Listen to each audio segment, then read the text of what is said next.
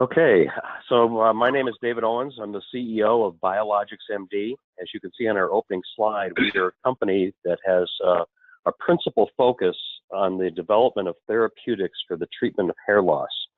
These aren't the only products that we have, but our principal area of focus for our early stage investment is in the area of hair therapeutics.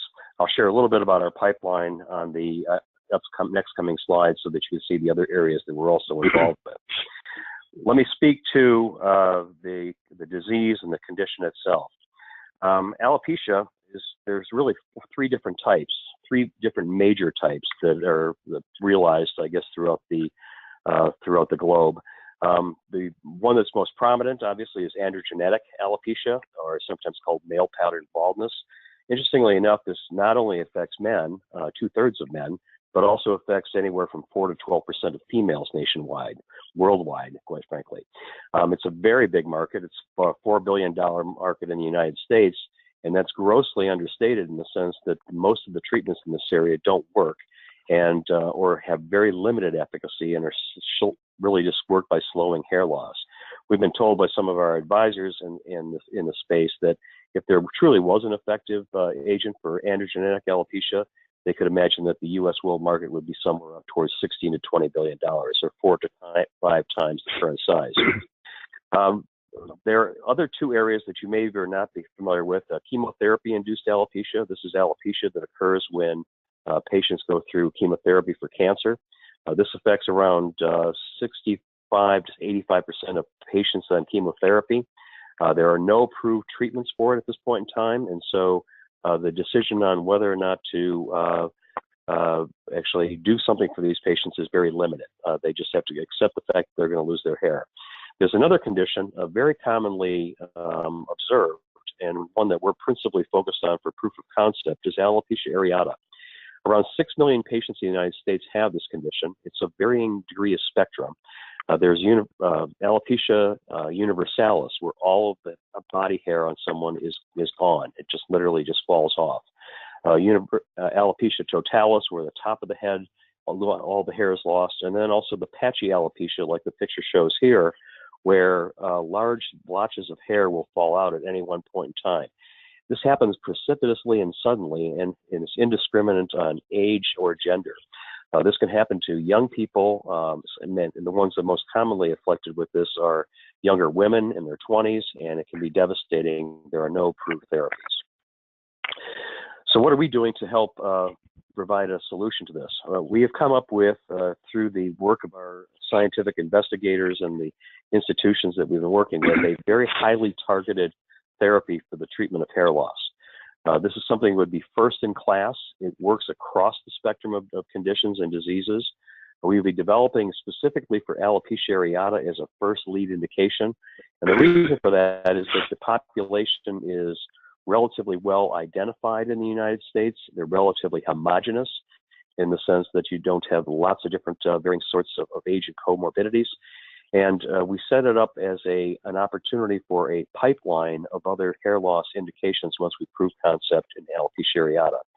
We have a very strong IP portfolio. We currently have 10 issued patents and a number others that are being in issuance and under review. And we anticipate that we can achieve a potential exit within 3 years of funding. So 3 complete years after we get our initial funding, or I should say our lead-in following, and then our comparables are around $600 million, and I'll give you examples of that later on. Our leadership, I'm going to start on the very bottom. This is our scientific founder, Dr. Rob Genscher. He's one of the co-inventors. There are 3 co-inventors. He's currently the chair of pediatric endocrinology at Tufts Medical University Center. He's a world expert in the area of parathyroid hormone, or PTH. He was actually one of the original investigators at Mass General that did the characterization of parathyroid hormone and also its receptors. He's followed this mechanism and this pathway for leading to the development of hair follicle morphogenesis, which is really the area that we're trying to do, or that we're working on to try and improve this condition. On the upper right-hand side is Robin Goforth. She's our chief scientific officer. She has a number of years in protein chemistry, most recently as an assistant of protein chemistry at the University of Arkansas. And she has single-handedly, with the help of our contract manufacturing organization, led our complete manufacturing process on the investment through a Department of Defense grant. So we can manufacture or use in our clinical trials, and it was all done with not. I've been in the pharmaceutical industry since the early 80s. I have spent my larger size pharmaceuticals. I was actually one of the original commercial people at Genentech back in the early 80s. Rose to a level of senior VP and executive at various larger pharma companies. And then in 2009, I started investing in early stage companies and leading them to early stage investment. One of my most recent successes with a company called Novira, where we raised about $25 million and had a handsome exit of $600 million several years later. If you look at the next slide, you'll see the concept in which we're trying to bring out this first-in-class hair cycle stimulator. The hair cycle, whether it's in animals or whether it's in humans, so across mammalians, actually is a cycle that goes on throughout the hair follicle. At any one point in time, the hair follicle can be in a state of anagen, catagen, telogen, and it goes through the cycle in a way that the hair cycle can, or I should say the hair follicle, will restore hair growth or put it into a stage of rest. If you look at the stimulus that causes hair loss, up in the upper right-hand side around 11 o'clock on the circle, you'll note that certain conditions such as alopecia areata and chemotherapy-induced alopecia, you have an external damage that causes the hair follicle to actually shed the hair and actually go in from a state of anagen, which is the growth phase, into catagen, which is on the right-hand side of the circle, which is where the hair cycle stops and also goes into a state of rest. These are precipitous stages, and so that's why you see that when you have alopecia areata patients present or chemotherapy-induced alopecia, they lose their hair rapidly, and it takes quite a while for it to restore if it ever does. On the bottom left-hand side, you'll see androgenetic alopecia. This, as you may know, is somewhat of a slow and insidious process, and why that is because the 5-dihydrotestosterone actually inhibits beta-catenin from stimulating the hair follicle to go back into a state of anagen. So instead of the hair cycle actually stopping and arresting, those hair follicles that were in a state of arrest just never go back into a state of anagen, and so therefore the hair never grows back. We believe that our process, by stimulating beta-catenin, which is at the core of the hair cycle morphogenesis, we can put all of these hair cycles back into a state of anagen and to grow hair once again. On the next slide, so David, just really quick, can you go back on that slide? Yeah. I just want to do a quick summary for myself. And I was a biochemistry major. I was got to kind of review this. Just a summary here. The thing that the issues that prevent hair growth or damage the hair is going to be a few things that directly damage it, or something that's based on a DHT mechanism. But right. What you guys are proposing with the stimulators is that we can get it out of this cycle where it's at rest and get it to the anagen stage again, despite damage or inhibition. Yes, exactly. Okay. And we've been able to prove that in all animal models, all preclinical models that we have available to ourselves, which is mainly in alopecia areata and chemotherapy-induced alopecia. We do know that if we had access to an androgenetic alopecia preclinical model, which there used to be, we would likely be able to show that as well, we believe, but we just don't have a model that can demonstrate this. But based on the hair experts that are on our scientific advisory board, everybody believes that the stimulation of beta-catenin at the hair follicle itself, the stem cell within the hair follicle, will push a hair follicle back into a state of anagen. Okay. And y'all are the only people that are able to do this right now? Well, we're the only one following this pathway, yes.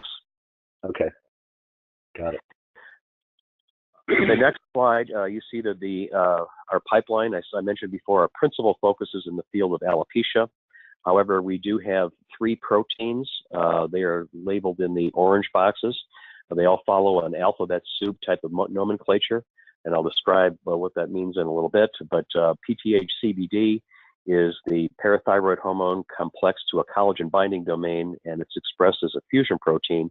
We have that for both alopecia and also for bone indications, specifically spinal fusion. These are being supported through partnership and non-dilutive funding. It's our BMD 1231. It's in combination with a collagen matrix.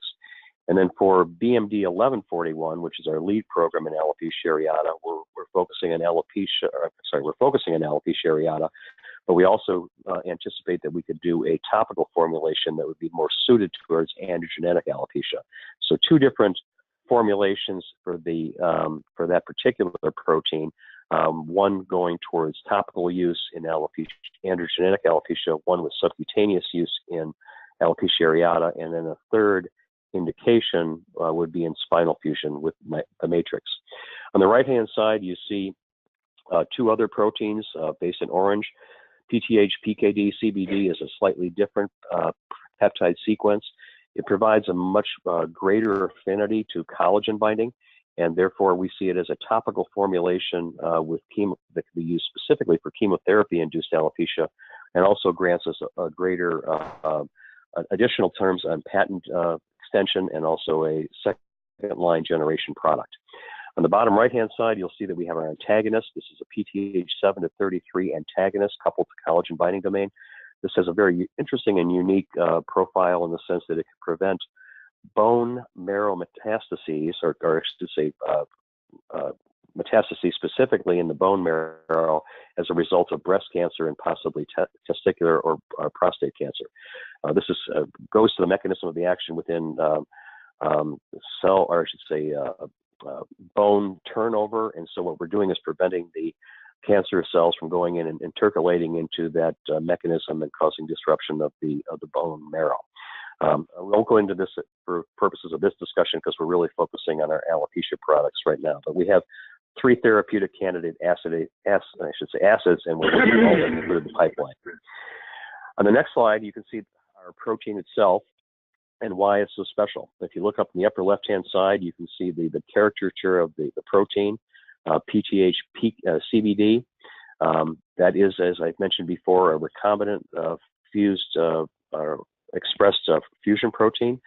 We actually have the first 33 amino acids of parathyroid hormone that are expressed with a linker to a collagen binding domain, both of which are the PTH and also the collagen binding domain, both found within nature.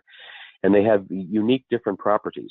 The collagen binding domain only complexes with type 1 triple helical collagen. So what this acts as is a targeting mechanism. It actually gets the PTH or BMD 1141 out of the systemic distribution quickly and focuses it and concentrates it in areas that have collagen. Once the protein is actually in the space of collagen, then it's free to interact with the PTH receptor, and that's where we get the activity specifically for hair and for bone. So if you look at where the PTH receptors are and the type 1 collagen reside within the body, these are the 2 Venn diagrams, they intersect primarily within the hair, the skin, the epidermis, and the hair follicle, and also within the bone. What this provides for is highly targeted therapeutic treatment. And not only targeted in the sense that we prevent a lot of off-target effects, such as effects in the kidney and other areas, but we get prolonged activity with a single dose. We're anticipating that the profile of this product will be a one-time injection that would be given once every 1 to 6 months in patients. Because of that, the fact that it's moved out of the systemic distribution right to the site of the target and resides there, we can have very prolonged therapeutic effect. And the side effect profile is probably pretty low then as well. That's the anticipation. We've shown that in animals, and that's what we have to demonstrate within humans. So in all of our animal studies, we're not seeing any of the systemic side effects that you would see, that we would normally see with parathyroid hormone if administered just as a single entity as a subcutaneous injection. And David, you said they have to inject once or twice a year. Is that what the treatment is? We're expecting in mice we get effects that last up to 6 months. because we don't know exactly how it's going to be metabolized in humans and really what the distribution will be that causes the effect. We're anticipating the dosing frequency would be somewhere between one injection every 1 to 6 months. I know that's kind of a large range, but that gives us some of the idea of what the kinetic profile would look like. Okay. On this next slide, you can see some of our animal data, which is really quite impressive. The C3H HEJ in grafted mouse model, and I don't have time to really go through that model here, but it replicates the alopecia areata syndrome in patients. These mice are born with a defect that then it can be engrafted onto similar type mice and amplified so that you get an alopecia areata condition quickly across the colony. And what we have shown that if when you give a single injection of as little as 320 micrograms, you can see the dosing on the bar graph on the right.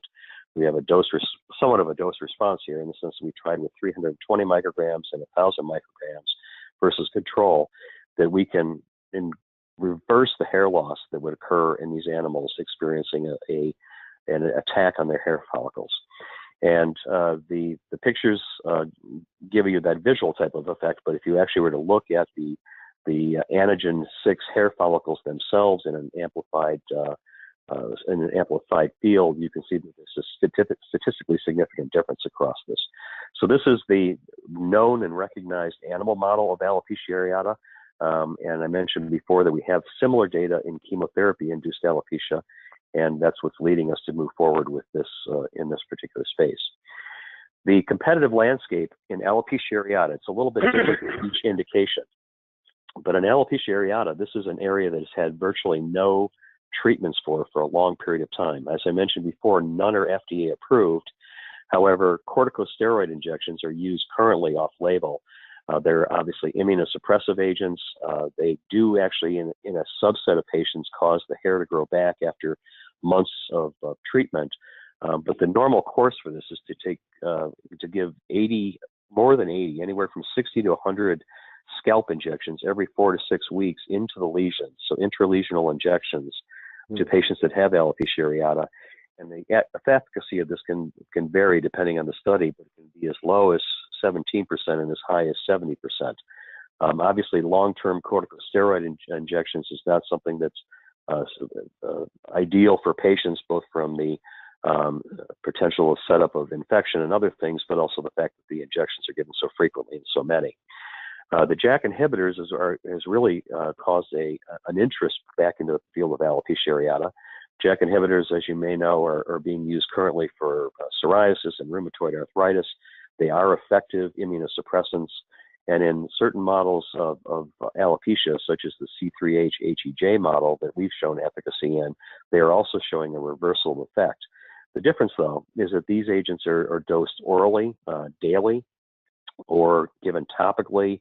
There are preparations that are being given twice a day topically.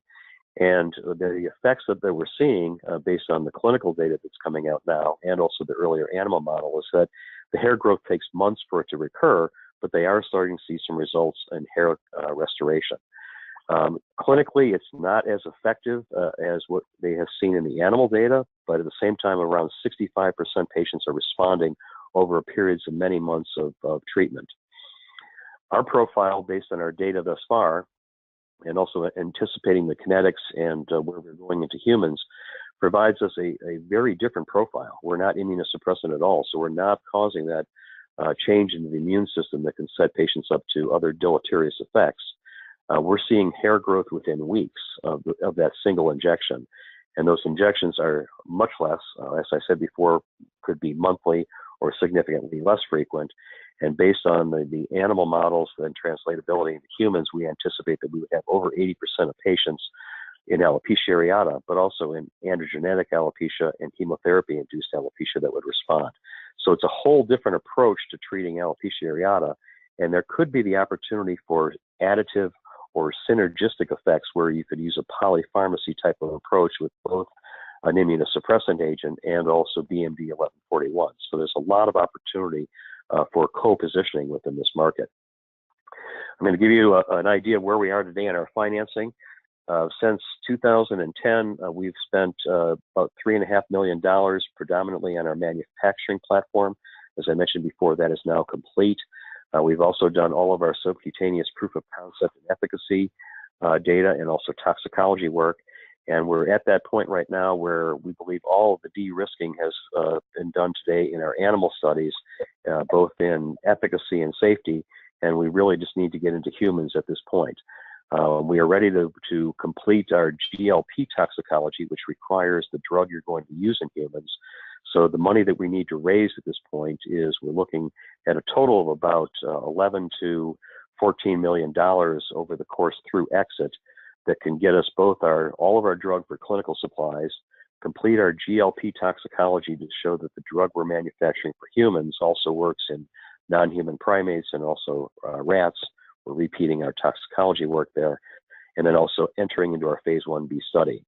We believe we can prove concept in phase 1B because these patients are normally very healthy, other alopecia areata patients, and they don't have a lot of comorbidities, and there are no approved drugs. We believe that we can go right into phase 1B in discussion with the FDA and prove concept.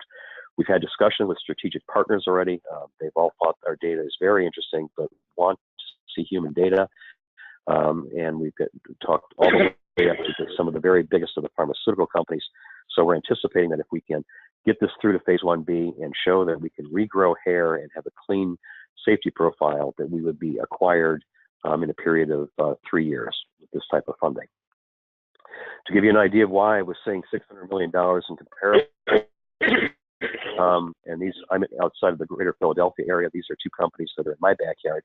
Vitae Pharmaceuticals was acquired by Allergan last year for $639 million. They were a dermatology and autoimmune company that had 4 early stage assets. The furthest along was an early phase 2 study, another one that was in phase 1, and 2 other assets in preclinical. So they weren't that much further ahead of us. But their acquisition price went for $639 million for those 4 assets. Wow. A company that I was involved with, Novira, I helped get them funded and joined them. I was one of the original angel investors with them, and then joined them. We were acquired by J&J in 2015. They have not a dermatology product, but had a novel hepatitis B type product, and they actually were acquired by J&J at the end of phase 1B. So we're following the same pathway that I've previously done. As far as our intellectual property, these are 2 slides here that are more or less pictures or flow charts. They give you an idea of all the patents that have issued so far. They're listed in black. We have composition of matter in all of our major domains across Europe, Japan, the United States, and also Canada. And then we also have divisionals looking at claims and methods use on our PTH targeting analogs, and also on more specifically on alopecia, which is the next slide. A lot of this is obviously in the public domain and can be researched, but we feel very strong that our intellectual property is very robust. So let me take questions after I summarize in this last question, or this last slide. The opportunity that I'm presenting to investors is that alopecia is a therapeutic indication of great strategic interest to pharma these days. In fact, we know that as a result of coming out of JP Morgan just recently, at least 6 or 7 of the larger pharma companies have identified alopecia as an area of interest. Some of them have JAK inhibitors in this space. Others are looking for other technologies. Alopecia areata has a significant unmet medical need. There are no treatments approved. It's a devastating disease to those people who have it, and it also opens up the door to androgenetic alopecia, even though that may be such a larger market, given the fact that we can prove it in this very finite market that really is a more homogeneous group than the androgenetic market. We believe sets up a lot of real value appreciation as we move forward towards acquisition. BMD 1141 is a first in class. There's nothing like what we're doing right now. We have a very unique pathway that's been well established. Our intellectual property is strong and robust. We have 10 issued patents as of today and many more going. And the group that we've assembled, albeit very small, and you saw the whole team at this point, we have a lot of experience in this particular area and have been capital efficient thus far in moving forward. We'll expand the company to about a total of 8 to 10 people These are mainly, this is going to be an execution play from here on out. So we want to make sure that we have top talent to help us execute through phase 1B. The requirement to get us to proof of clinical concept is low. We've minimized risk and we're maximizing return. And with that, I'd be happy to answer more questions. Okay. So, David, as far as threats or competition to what you guys have right now, there's really nothing in this space that's similar. I mean, there are people using PRP and stem cells, but nothing with this mechanism. All right. PRP is, PRP, as you know, is a process more than anything else, and it really does not have any effect on alopecia areata. There seems to be an interest in it for androgenic alopecia, but it has not taken a significant amount of hold. Even though there's a number of hair clinics that are giving it a try, it's not enough that's actually bent the needle in any way that says that this is a widely accepted treatment. The androgenic alopecia market there are lots of different, for lack of a better term, I'm going to say, varied mechanisms of actions that are being studied. That's a nice way of saying that there's a lot of things out there that really don't make a lot of sense. It's an area that's very unfocused, and that's why we think that if we can prove an alopecia areata, what we're doing to the hair cycle itself, it would be an easy transition to moving this forward in alopecia or androgenic alopecia and really be a game changer. But for alopecia areata, the only thing right now that's being explored are JAK inhibitors, and we represent a whole new way that could be used not only as competition to them, but possibly even additive or synergistic with them. Okay. And then what do you think would be your timeline to get through clinical trials?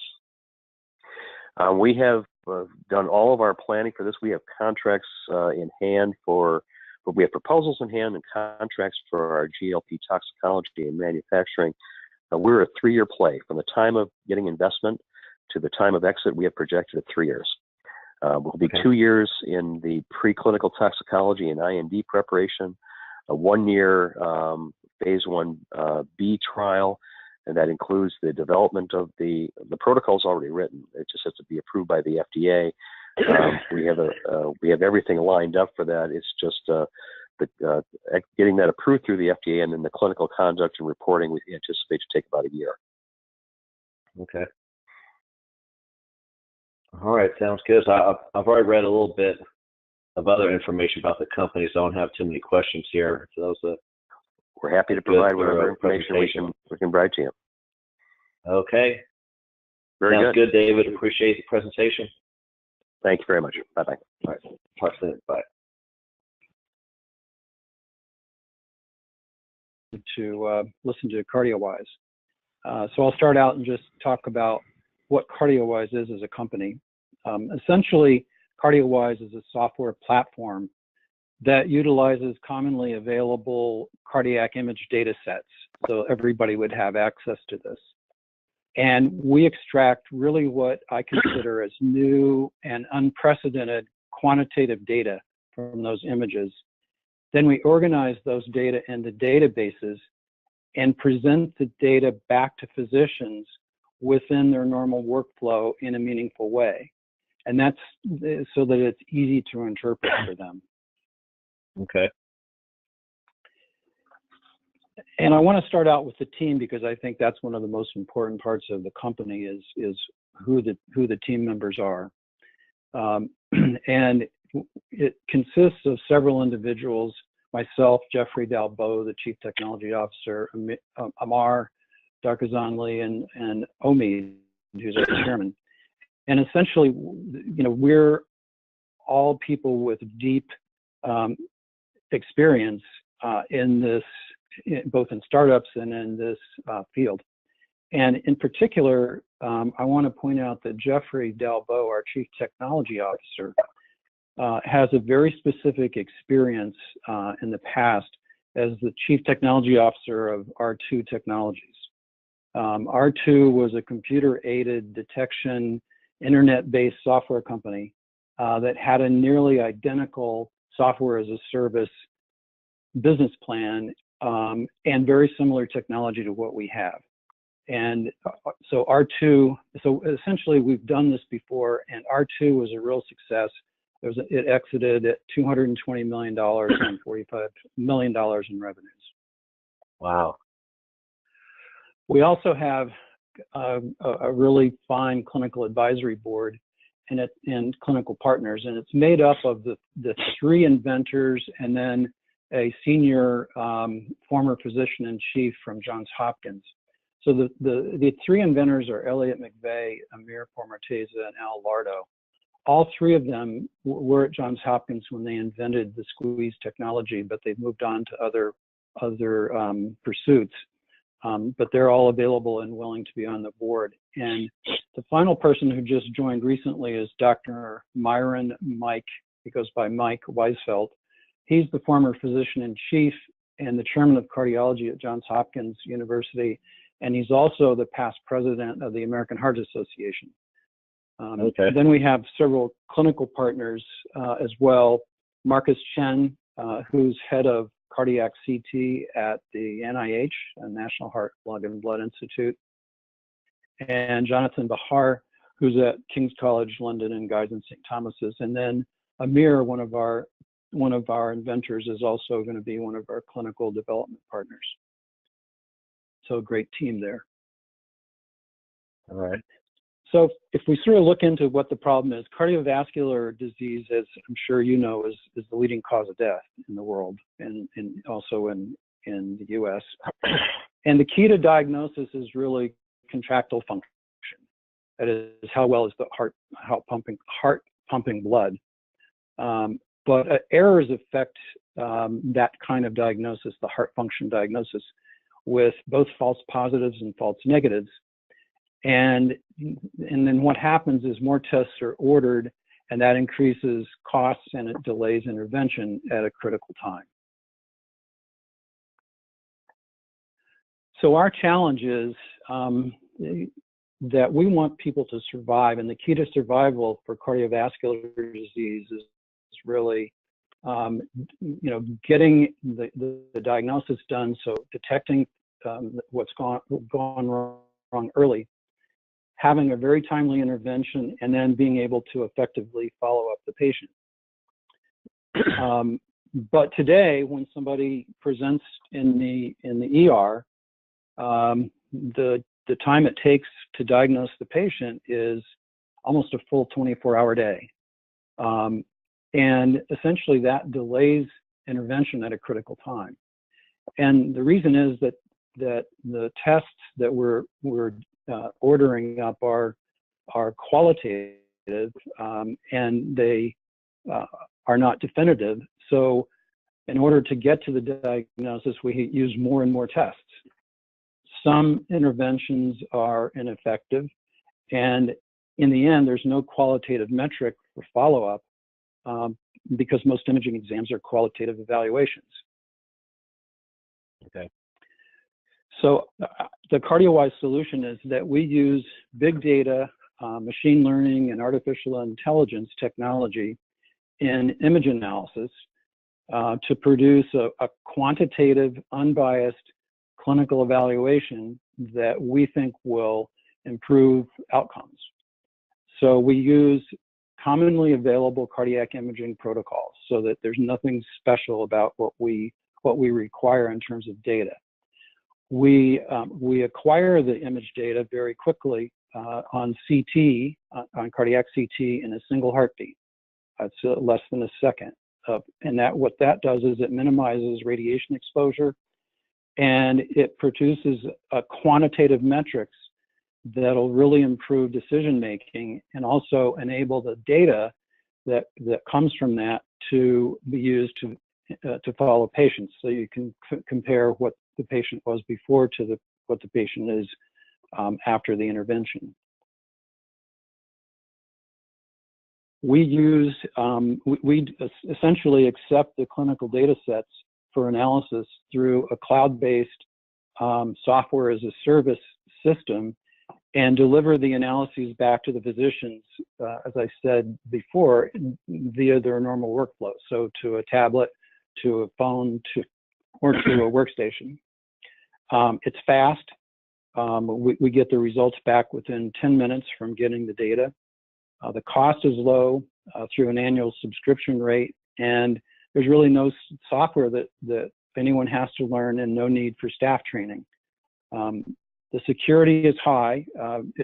It's through Amazon Web Services, and the other great thing is that it's scalable. So if we have greater demand, we just scale up through Amazon, and it provides that access. And it's a centralized service, so whenever we make software improvements, we can make them for all customers all at one time. Okay. So this is where we start. This is a high resolution cardiac CT Cine image data set.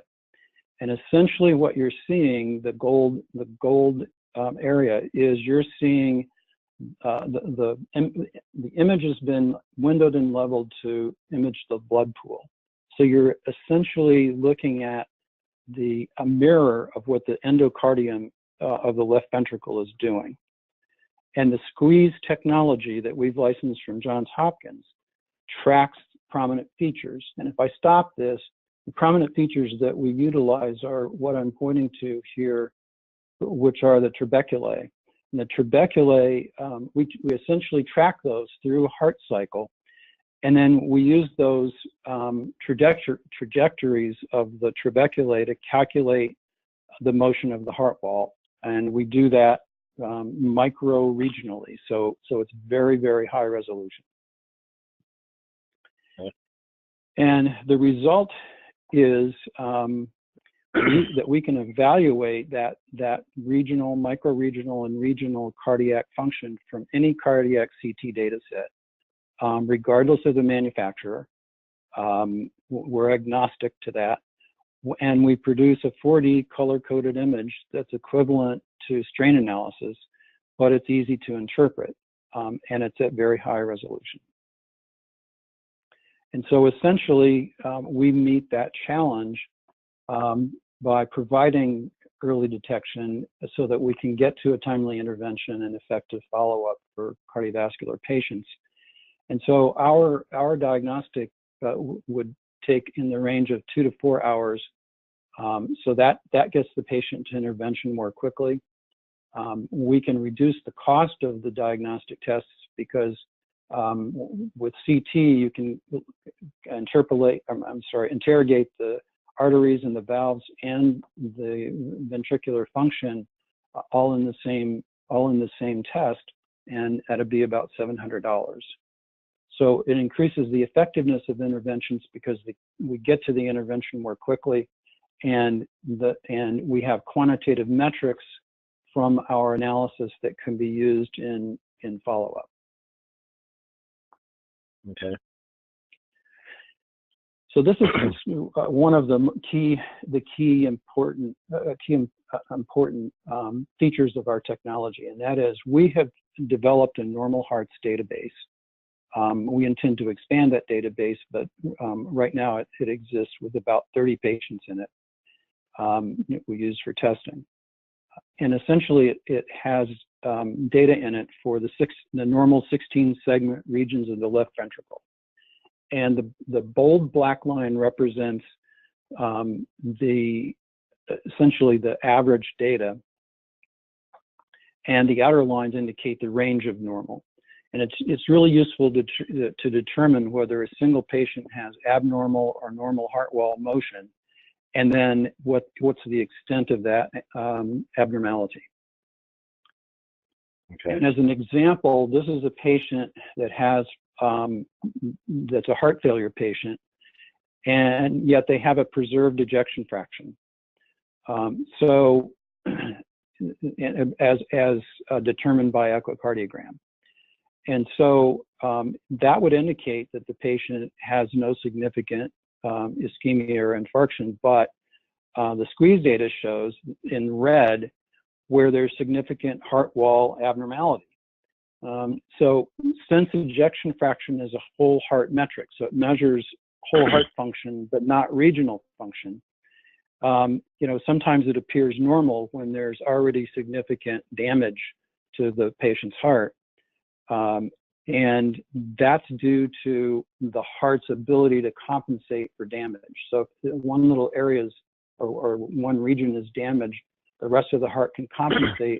And sometimes ejection fraction doesn't change. And so, we get a false, not a false reading, but we get a reading that's not exactly, tells us the whole story.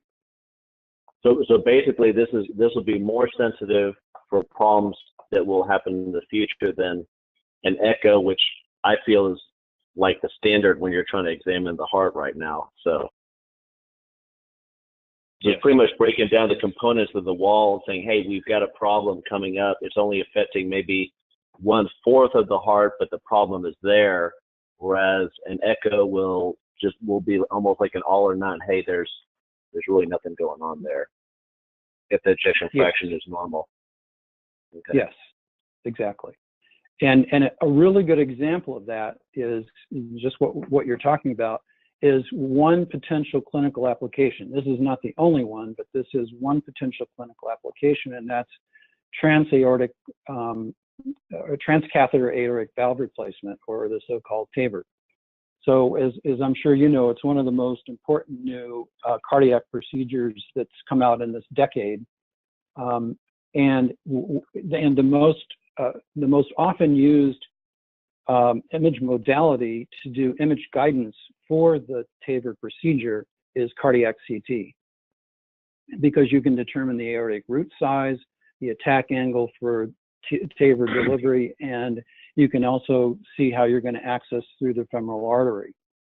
But what happens is there's the occurrences within the 5 to 10% range. Patients get the aortic valve replacement, and they still have reduced left ventricular function. In other words, the valve replacement doesn't help them. And essentially what that means is that there was already significant damage to the left ventricle before the procedure. And so by utilizing this CT data, which is already available to us because of this dynamic CT being used to do the image guidance, rather than sending the patient down for an additional look for echo and maybe delaying the whole procedure, we could simply take the data that already exists and provide the information. And if the patient already has too much damage in the left ventricle, so that the procedure won't help them, then we know that. So we can essentially determine which patients can benefit from the procedure. Okay. So now I'm going to switch over from the clinical into the marketing and how we tend to go to market. So cardiac CT is really one of the fastest growing image modalities for heart analysis. About 11 million patients per year in the U.S. get cardiac CT for diagnosis, and the compound annual growth rate for cardiac CT is about 10%, and it's being driven by procedures like TAVR and CT angiography. So a really robust market. So the go-to-market plan is going to be similar to R2 Technologies, the successful company that I talked to you about that one of our founders has been involved in. And essentially, we're going to try to use channel partnerships for 55% of our sales. And so what I'm showing on the slide here is that several of the companies have already expressed an interest. We're in the process of working with GE on a potential commercial partnership with them, and Precision Image Analysis, the PIA, have already signed a 3-year distribution agreement. It's a non-exclusive with us, and so we plan to use channel partnerships for more than half of our sales. And then we'll have a direct sales force for most of the rest, and then we can use distributors for the other areas that that's not covered by either the channel partnerships or our own team. Okay.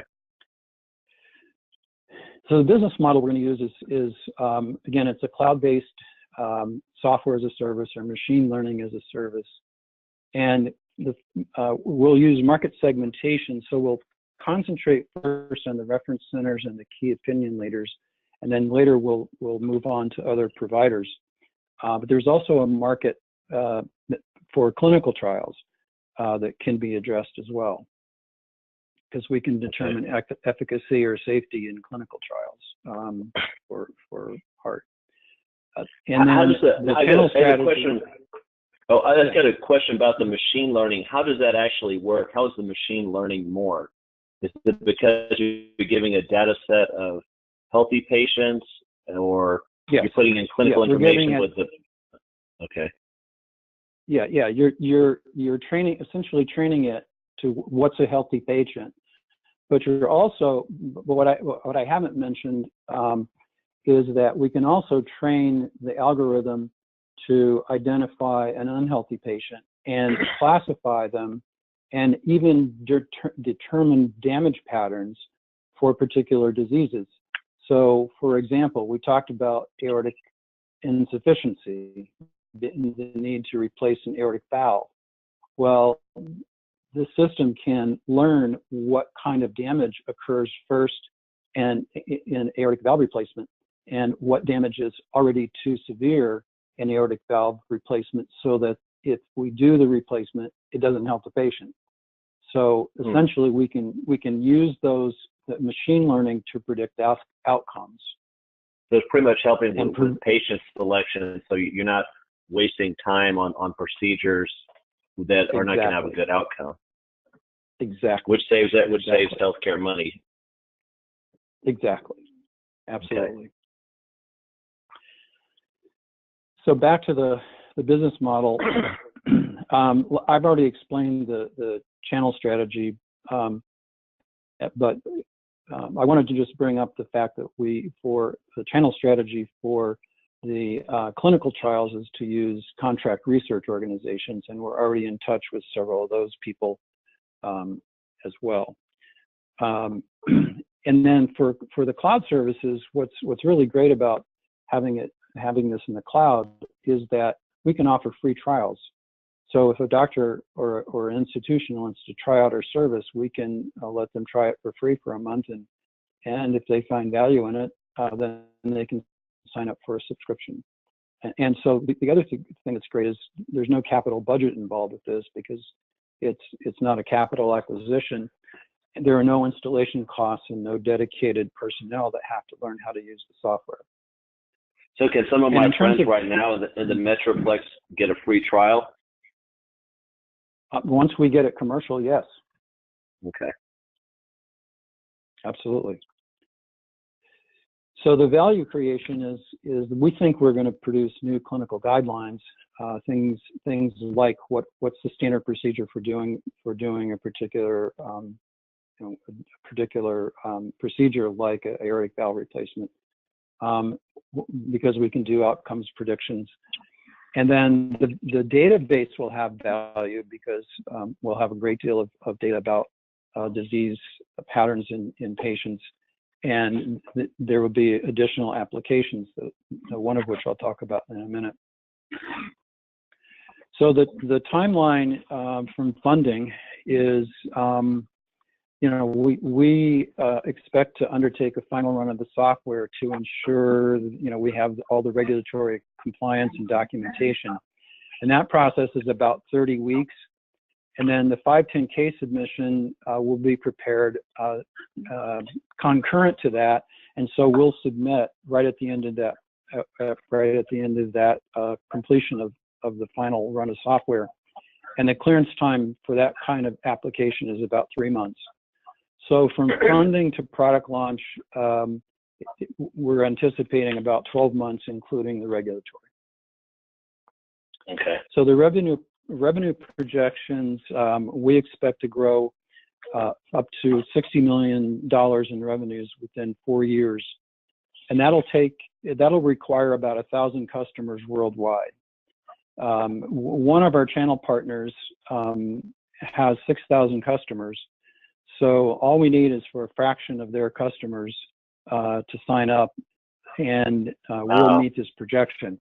Now, that doesn't mean we're only going to concentrate on trying to recruit patients from one channel partner, but I'm just trying to get you in the ballpark for this. Of what could be realistic, basically. Right. So I think it's a realistic projection. So then I want to talk about the second patent that we licensed from Johns Hopkins, and it's really an application for squeeze, but it's a specific application and that is for heart failure patients and cardiac resynchronization therapy. And we've applied for a separate patent for that, and it's called the Image Toolbox. And so there's 6 million people in the US and 23 million worldwide who suffer from heart failure. And cardiac resynchronization therapy can be an effective treatment. But what happens is that once the patients get the device implanted and the leads placed, 30 to 40% of the patients don't benefit from the procedure and the device because the leads aren't placed in the proper position. And so the current practice is that electrocardiologists and cardiologists have to integrate information from multiple image sources because they need information on the electro potential. They need heart function information. So what's the heart wall motion look like? They need perfusion information, and they need a really high resolution anatomical image to determine both which patients are the best candidates and where's the best placement of the leads.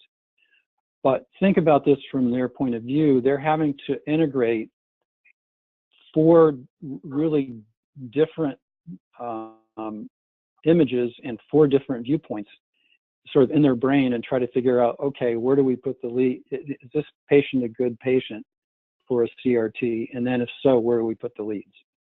And that's why there's a high degree of failure. So what our Image Toolbox does, it essentially integrates the electrical potential mapping, and it uses squeeze and the effectiveness of cardiac CT to provide all the other information. And so you have the electrocardiogram being done at the same time as the patients in the CT getting all the other parts of the study done. And so it puts it into a single coordinate system. So now suddenly you have a single image that you can look at and you can say, aha, this patient's a good patient for CRT therapy, and this is where I should put the leads. And so if there are 55,000 CRT devices that are put into patients annually in the US, and you have a non-response rate of 30 to 40%, then the cost to the healthcare system is in the $3 billion range. Wow. And so the clinical study has already been done. The pilot study has been done. It was sponsored by Medtronic, one of the manufacturers of CRT devices. And essentially what it showed was that instead of the 60% level for choosing the right vein, we can do it at the 90% level. And that was with just a few patients. So as we get more patients in the study, we can probably improve that. So basically, we've proven that it works. And we work with King's College and NIH and UC San Diego on this. And so our exit strategy is that we expect to be acquired 3 to 4 years from funding, from funding. Historical acquisition is in the 3 to 5 times revenue. We expect a higher multiple on revenues, 6x to 8x. Silicon Valley Bank report indicates that imaging software exits, diagnostic imaging software exits are in the 5.3x revenues, and platform technologies are at 10x revenues. And you're talking about one example. You're talking about 10x gross revenues, not EBITDA, right? Not EBITDA, no. Okay. Revenues. Got it.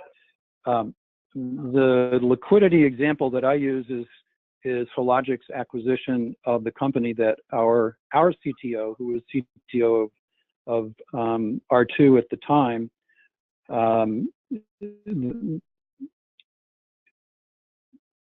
for $220 million and $45 million in revenues. That's almost 5x return. Okay. So that's the presentation, and you've asked a few questions. Maybe there are a few more. Can you go back to the timeline? Like, when do you think we're already? Medtronic looks like they're helping us out a little bit. Yeah. What's the timeline to when you think you would exit again? 3 to 4 years from funding. Okay, got it. All right, and right now there's no competitors in this space that'll give. It looks like they can only give qualitative data, but not quantitative with numbers assigned to them. That's correct. There are, I guess you could consider them 2 other competitors, but neither of them is in the CT space. There's a company called Myocardial Solutions, and it uses MRI images. It's low resolution. It's two dimensions, not 3 dimensions, and it requires an on-site installation of their software, and they don't have a normal database. They don't do the comparison to normal. And honestly, cardiac CT is moving so quickly. It's the adoption of cardiac MRI is very low. So yes, they're out there, but I don't think they're significant. And then there's a company called TomTech that does echocardiography, and again, they're low resolution, and it's very operator dependent, and they don't do any comparison to a database. So really, there's no competition to us for the CT field. Okay, and I got a question back to R2 that sold for $220 million. Did that have any deep learning AI robotics behind it, or software behind that? No. Because usually, from what I've seen with AI, they trade at way higher multiples than 10x. These are like 20 to 40x if there's any AI or deep learning robotics or software involved. Yes. Yeah. So R2 was essentially used computer-aided detection. So it had a normal database and an abnormal database, and it compared mammography images to those databases, and then flagged the physician and said, "Hey, you need to look at this particular area. We think this is suspicious." So in a sense, it was artificial intelligence, but it was the first step in artificial intelligence, and in truth, it's called computer-aided detection technology. Got it. Okay, I think those are pretty much all my questions. You summed it up pretty well. Well, thanks, and I appreciate your taking the time to listen to the presentation, and I think my partner and I, Jeffrey, our Chief Technology Officer, and I really believe that this is one of the best opportunities we've ever seen in our careers, and so we're anxious to make this technology successful, and hope that you can you can come in with us and be a partner. Okay. Sounds good. All right. Well, I'll reach out to you if you have any more questions then. Okay. I'm ready anytime. Okay. All right. Thanks. Talk to you later. Thank you. Thanks, Amir. Great. Okay, my name is Tony Cruz. I'll be presenting on SFC fluidics, and we're working on an insulin delivery pump. The market we're going after is a relatively large market. It's a $9 billion device market targeting insulin dosing specifically. So I'll get into a little background about the hassles that current patients face in dosing and measuring their glucose, and sort of the issues that they face on their procedure to manage their diabetes. What we offer is it's an automated injection system that will increase the convenience and improve the outcomes through its improved accuracy in dosing. What's critical in the difference we offer is that not only do we have the ability to treat type 1 diabetics, which number about 1.5 million patients in the US, is that we can open up the market to include type 2 diabetes patients, which is about 5 to 6 times that. So we're projected to create a $3.5 billion product category to include type 2 diabetics. We do this through technology that we've developed around our 7 issued or applied for patents. We have a working prototype that we've developed over the last 3 years. There's some effort that remains to get this product to a 510K submission. 510K is an accelerated FDA clearance process. We're targeting a market launch in 2020, and we're looking to raise $7 million, the majority of which we've already penciled in. Now, it'll take us about 2 years to get to this FDA regulatory clearance, at which we believe that we have comparables and an opportunity for exit of about $200 million, and I'll get into more specifics about that. On top of this simple patch pump that creates a value of $200 million in the next 2 years, we have other products in development that have been funded by the JDRF and the NIH, and that's in the artificial pancreas systems, and I'll talk about that in a little bit. So the leadership team is shown there. We've worked together in diabetes companies before. We have deep experience in product development. We have experience in large companies as well as experience in small companies, early stage companies that have had successful exits, okay? And like I said before, product development, marketing, and diabetes specifically. An example or some examples of products that we've worked on before are on this page. So we worked on products for the diabetes market. We've worked on products for the hospital market, and specifically surgical tools, and also lab products, blood collection and diagnostic tools for the central labs and hospitals. So we have a fairly cohesive management team that I said, deep experience in device development and sales, but also experience with each other. We've worked together in several different companies like Becton Dickinson and Facet Technologies. Okay. Now the market that we're going after, again, I've referenced the issues that exist in insulin delivery products for diabetic patients. So you have diabetic patients that have to test and inject themselves with insulin several times a day.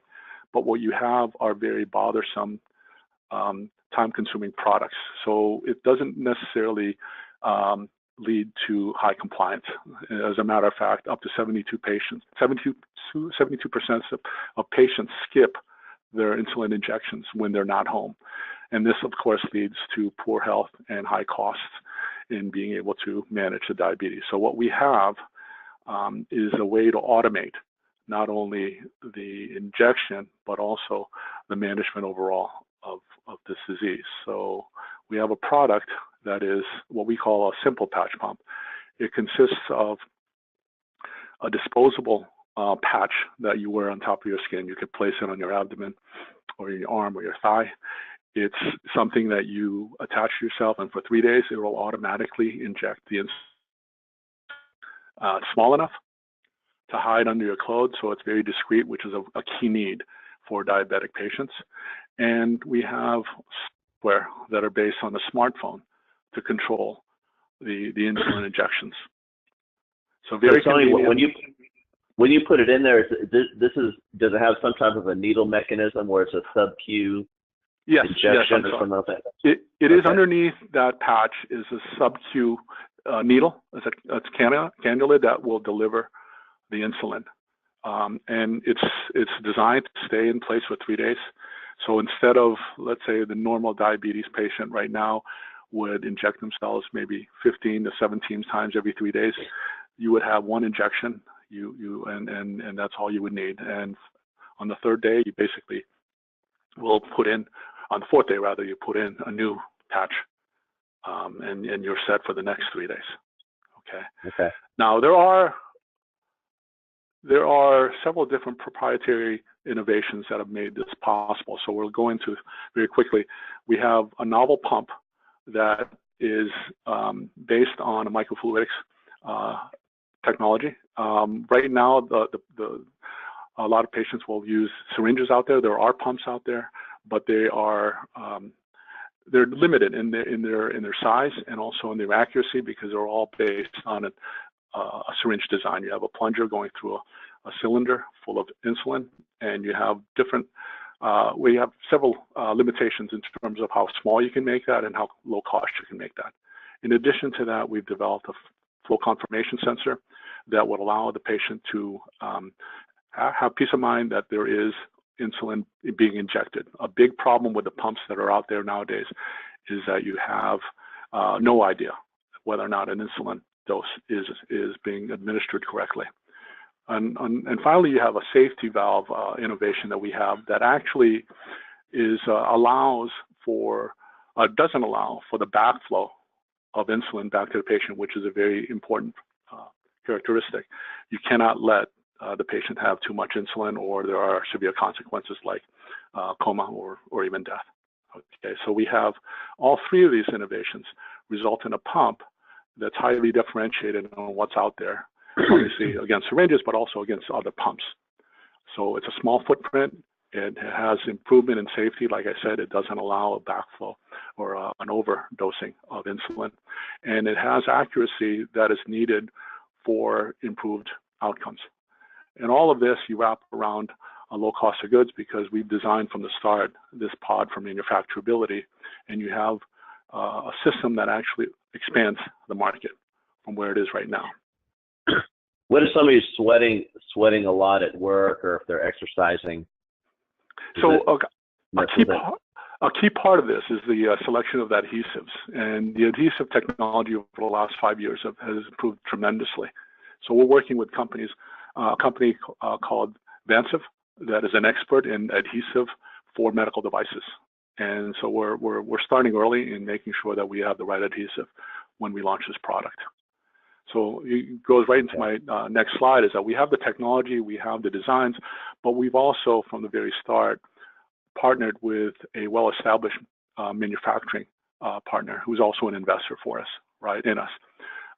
We've had this partner for the last 5 years, and we've worked with them to use design for manufacturability principles from the very start, from the very beginning, to make sure that our cost of goods is low when we launch this product.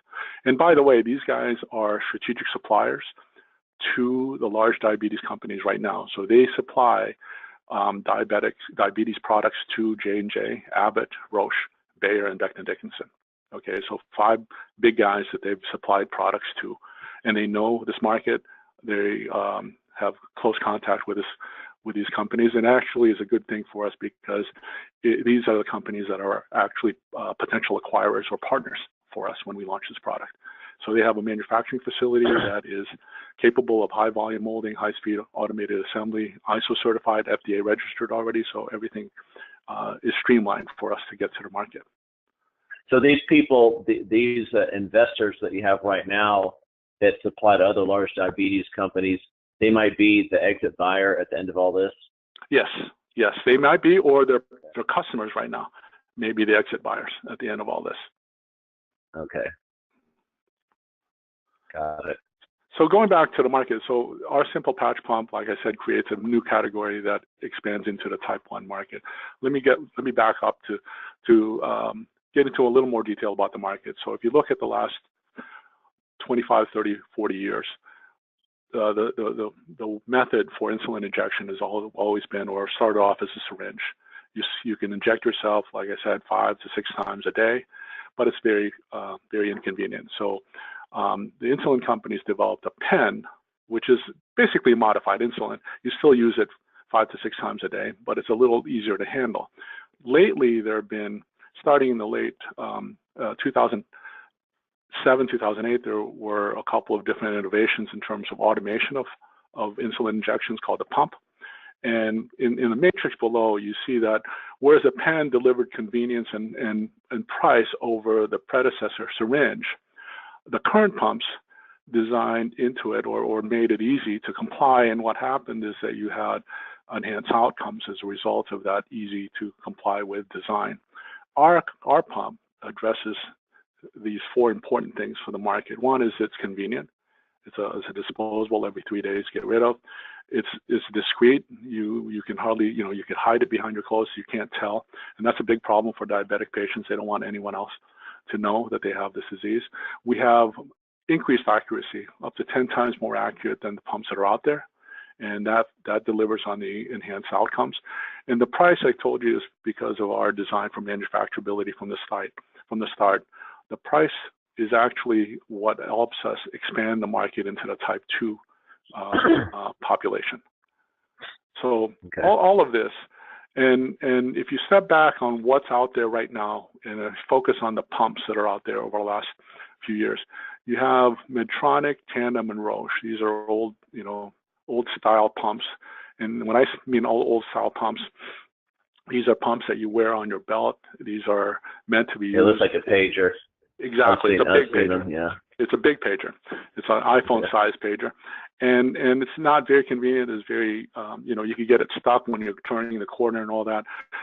But if you look at these old-style pumps, they have a majority of the market. Right now, there are only about 1 million users of insulin-using diabetics, 1 million pump users out of a population of about 20 that use insulin.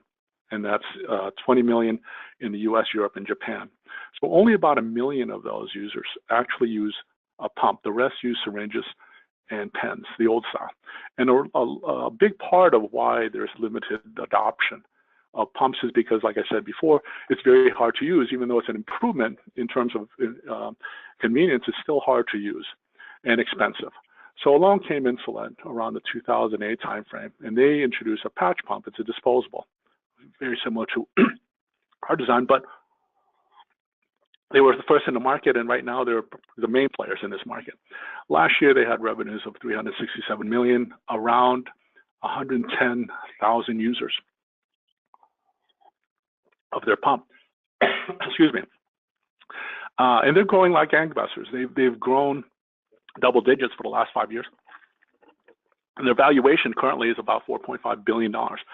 They have a pump that we've improved on dramatically. And by the way, they can't reach and address the type 2 market, which is a big part of what's underpenetrated right now. So if you look at that, if you look at the market landscape, what we're going to deliver is an expansion of the pumps into more and more of those diabetics who need insulin. And we're going to expand and be better in terms of performance and pricing about across all of the existing competition. What we're trying to raise money for is to run that sort of final 100 yards, raising $7 million to get us to complete the design this year and start the production tooling, and then have submission in mid to late 2019. That would allow us to actually generate revenues in late 2019 with a full product launch in 2020. The valuation comparables that I talk about is once we have the FDA clearance, we believe that there's a $200 million exit opportunity, even before, right around the same time we get FDA clearance. And here are the comparables out there. You have the Insulet Omnipod when they got the final approval or FDA approval in 2005. They were at $110 million that they raised. Mendingo Solo Pump, which is a patch pump that's never been launched because when Roche acquired it, they had some difficulties in the manufacturing.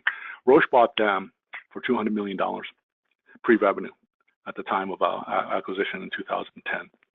Calibra was a very simplified patch pump that J&J bought for $70 million in 2012. Again, these are technologies that were bought by these big companies back then, and they saw that the patch pumps delivered on the convenience and the discretion, but they haven't been able to launch it because of manufacturing issues.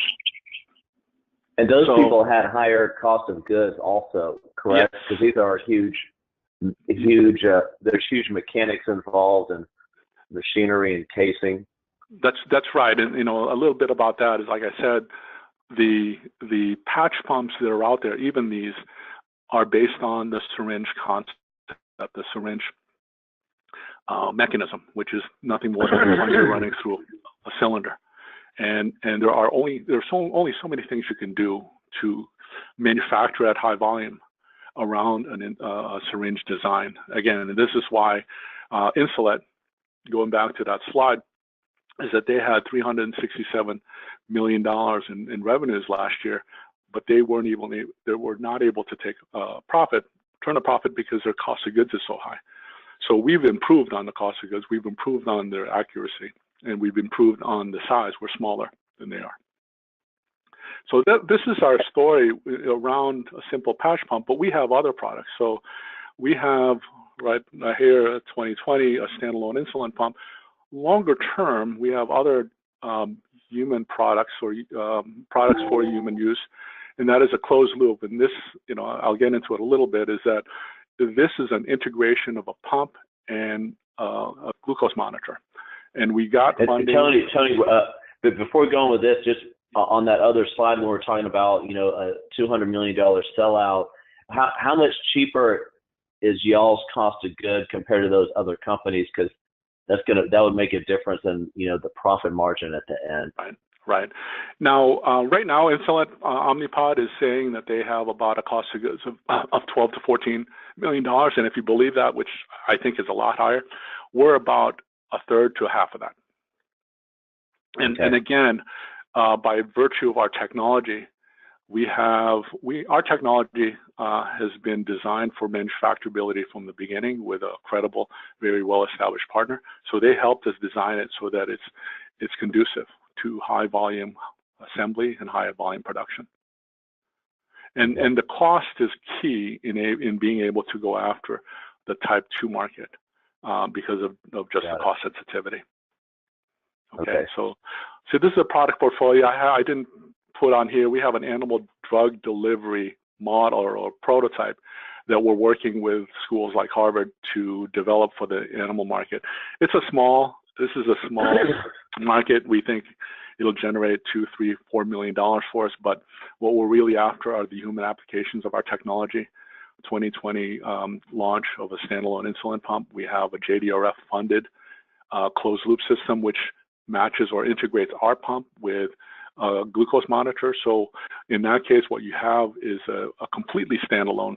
You put on your pod for 3 days and you do nothing as a diabetic.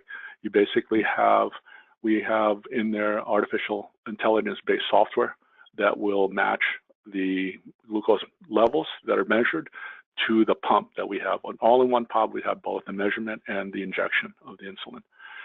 Beyond that, that AI component is part of the intellectual property that we would be buying into.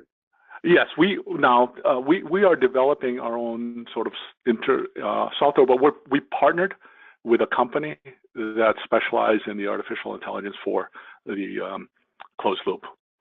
So whenever anybody says AI, I start drooling because that's my favorite thing to learn about right now.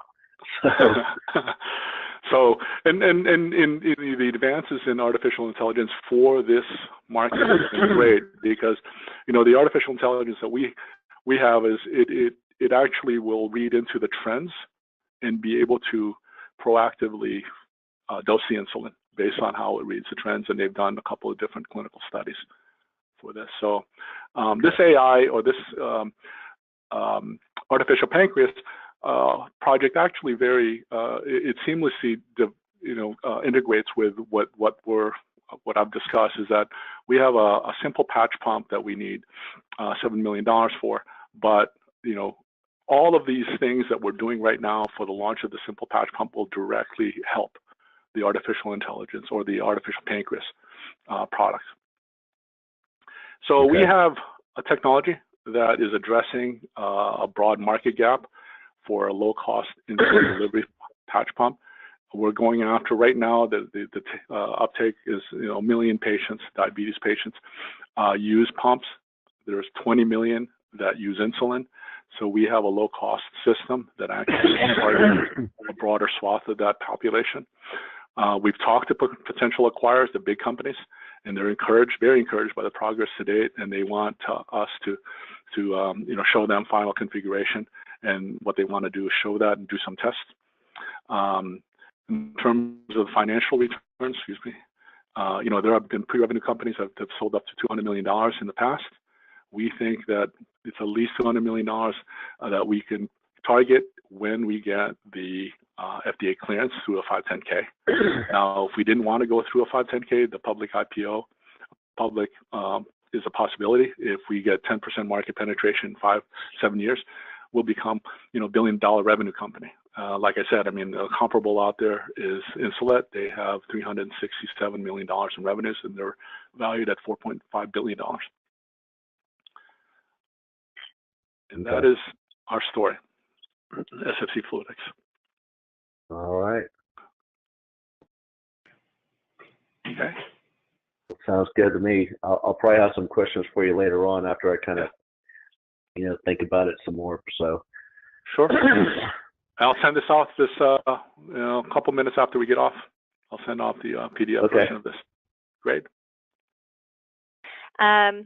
So Calera Medical is developing a brand new disruptive technology for more efficient kidney stone removal, in that we can remove hundreds of fragments in seconds, and this cannot be achieved with current tools. So this is truly a breakthrough approach. And the procedure is specifically designed to be simple and intuitive, so it fits right into the current procedure, and it's extremely easy for the surgeons to adapt. It doesn't require any additional devices. We've designed it specifically for that. And in the current reimbursement environment, that is an important point. And by doing so, we're not actually adding additional procedural costs. We're, in fact, by shortening the procedure, we're saving the hospitals and doctors significant amount of money. So the technology has been validated. I think that's one of the key things when we set out to develop this product, that we wanted to make sure that this was a approach and technique that was approved and supported and embraced by the leading thought leaders. And we're very fortunate to have the following clinical advisors: Dr. Glenn Preminger, who is the Chief of Division of Urology at Duke Medical School, and he is one of the leading endourologists in the world. He's been behind several products in ureteroscopy, and he really believes our approach can be a breakthrough in ureteroscopy stone removal. Dr. Brian Eisner is the inventor of the technology. She is the co-director of kidney stone program at Mass General Hospital, and he's a professor of surgery at Harvard Medical School. Dr. Roger Sir is also the director of Kidney Stone Center at UC San Diego, and Dr. George Halablian at Brigham and Women's Hospital. And these are all highly skilled endourologists who have seen the need for a better stone removal device. And again, we're very excited to be working with them. And our Calera team is a high-functioning, highly experienced team that is really the experts in their core area. We range from venture in our background to small company as well as large companies. My background as a CEO is in venture. I was the principal at ProQuest Investments and invested and managed 15 different companies, including Concentric Medical, which was ischemic stroke thrombus removal device, and Revision Optics, which is a ophthalmic inlay for the treatment of presbyopia. Matt Urek is leading our development effort, and he's a extremely skilled, innovative engineer, and he's really brought our technology forward to validate it in both animal model as well as the bench model. He's the president of Solutions Matter, which is an incubator, engineering incubator, and has worked with several different companies to bring them from concept stage to commercial product. Diane Horowitz is leading our regulatory efforts, and she is president of her consulting firm. And again, almost 30 years of experience moving medical device products to market, both 510K and PMA processes. Ryan Melnick is our corporate IP counsel, and he's helping us build the picket fence strategy to really protect not only the device but also the procedure, and another expert in his arena. We also have strategic advisors who are helping us, because we've been very fortunate to have some early strategic interest. So we are fortunate to have Chuck Austin, who was one of the management team members at J&J. He was in fact corporate VP and company group chairman at Ethicon Endosurgery. And Tate Scott is very experienced in startups, and Fred Muto is providing us with legal counsel in anticipation of potential strategic transaction. Okay. So let's tell you a little bit about the market. We're targeting kidney stone disease, which is a very large market. It affects about 10% of the population in industrialized countries like the US and Europe and Asia. And it affects people at a relatively young age. 40 years is the initial onset, average onset. And the surprising thing about this disease is that there's an incredibly high recurrence rate. So there's about 50% recurrence rate within 5 years, and incidence is actually growing. And the leading causes of kidney stones include the genetics. So you can inherit the possibility of having these stones, but also the modern day diet that's high in sodium and fat, and obesity, which is increasing in the Western world, and dehydration are some of the leading causes of the kidney stones. Okay. And the vast majority of the patients are given pharmaceuticals.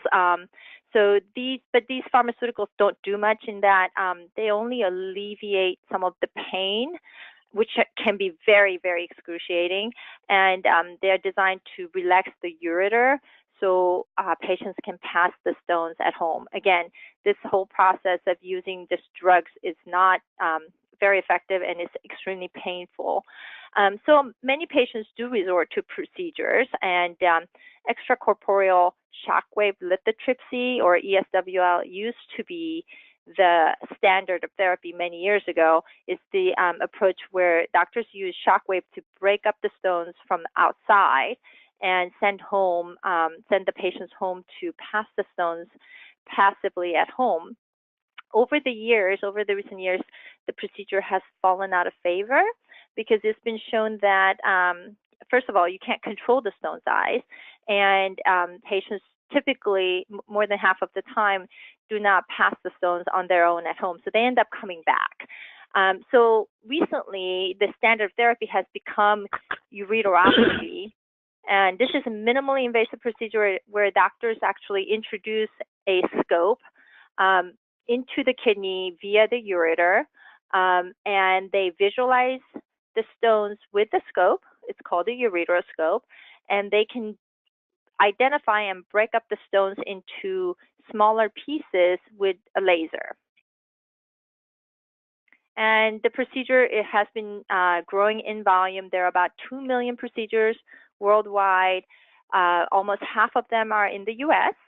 And one of the most encouraging things is that the use of ureteroscopy is increasing among all urologists, not only the new urologists who are using them in about 70% or more of their kidney stone cases, but also senior or more experienced older urologists are using them in more than half of their cases. So the increase is pretty significant, and it has a lot to do with the improvements in the scope and instrumentation that makes the ureteroscopy easier.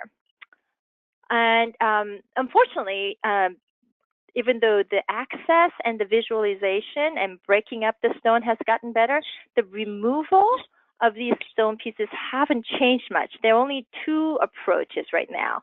One is basketing, which is using a wire basket. After you break up the stones into smaller pieces, doctors introduce the wire basket into the kidney via the scope, and then grab one piece at a time. So it's a tedious, multiple, repetitive process.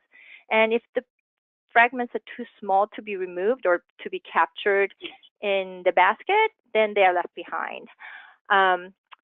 So the dusting is another more recent approach that has gained some traction. In this procedure, the stones are broken into smaller pieces than in basketing procedures. So the stones that they're targeting have to be softer in those cases. And these stone fragments are just simply left behind for the patients to pass at home. And the whole idea behind it was if you break them up into small pieces, they should be able to pass them at home. And studies of following these patients at home for over 3-month period have shown that actually in dusting patients, there's a higher rate of residual stone fragments versus basketing. And that's important because when you look back at the high rate of recurrence, you can imagine if you leave some stones behind, those certainly can precipitate a higher rate of recurrence, another stone event for these patients. So there is a need, strong need, for a better product that works better and faster than basketing, and that can remove these smaller dust fragments without adding a whole lot of time. And that's I see these procedures done almost every day when I'm in Arlington, and at Lake Point and Rowlett. Yeah, it is an extremely common procedure, and it's not surprising. And I think the procedure volume, as you mentioned, Amir, is going to grow because the incidence is growing. And I think they're trying to make it even easier if possible. So that's where I think KVAC fits in very, very nicely. So the baskets, here are some pictures of the baskets. So as you can tell, they look pretty similar. Some of them have pointed angle or pointed tip, different angle as far as how the wires are formed, but they are specifically designed to capture one piece at a time. Whereas KVAC is this proprietary dual lumen catheter that is designed for ureteroscopy and is designed to remove as many stone fragments as possible in one procedure, which means we'll have better clinical outcome by removing more stones, and we're making the procedure fast, which means significant cost savings. And again, we're not adding any procedural costs with additional instrumentation. So at this point, I will quickly revert to our video, which shows you just in a way how our product is used. So as I mentioned, kidney stones are typically removed from the patient one by one with a basket. And our device, Clara vacuum aspiration catheter, will break up the stones after they're broken up, will irrigate and aspirate them away in one procedure. So this slide will show you a quick diagram. It's a simple, elegant solution that is specifically designed, and we've tested and went through numerous iterations to make it compatible for ureteroscopy, and we are developing 2 different sizes. Again, the inner lumen is designed to be as large as possible to remove as many stone fragments as possible. So in order to test this device, we did get actual human pyelograms from actual ureteroscopy cases, and there weren't 3D models readily available, so we had to develop one for our bench testing.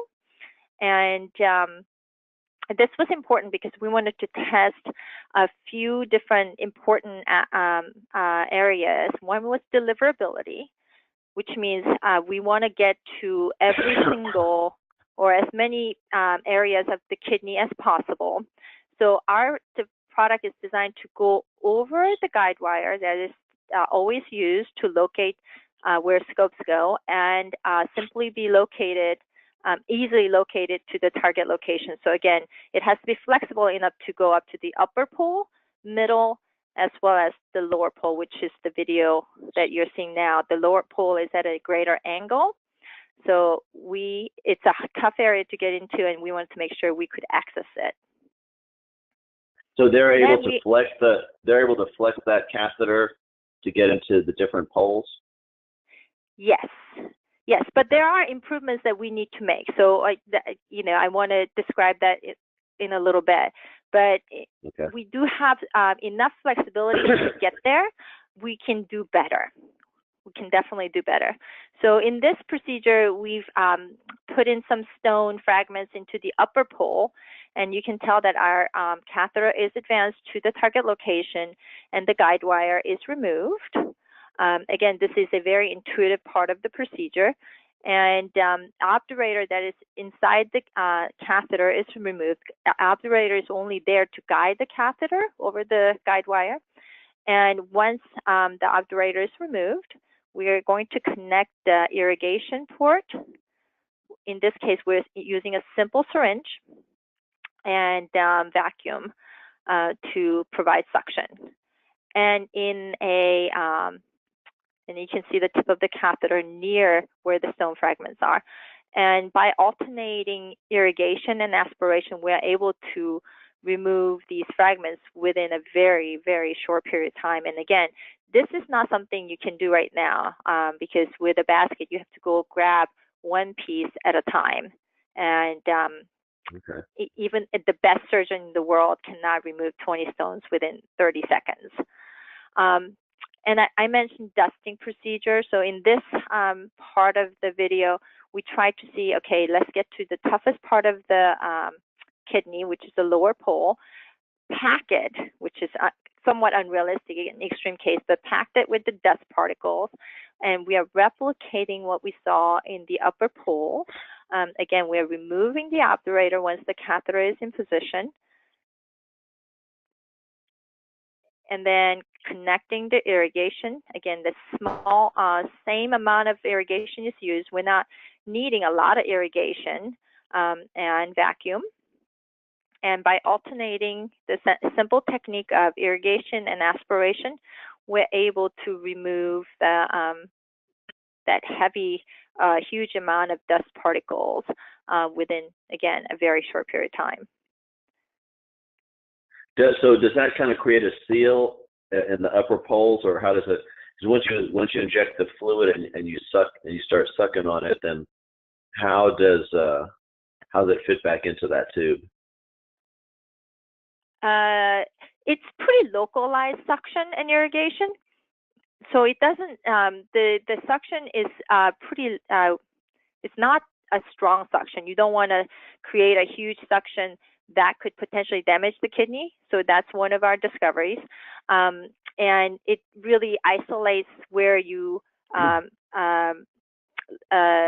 remove the stones from and minimize the effect on other parts of the kidney. Does that make sense? Or did I answer your question?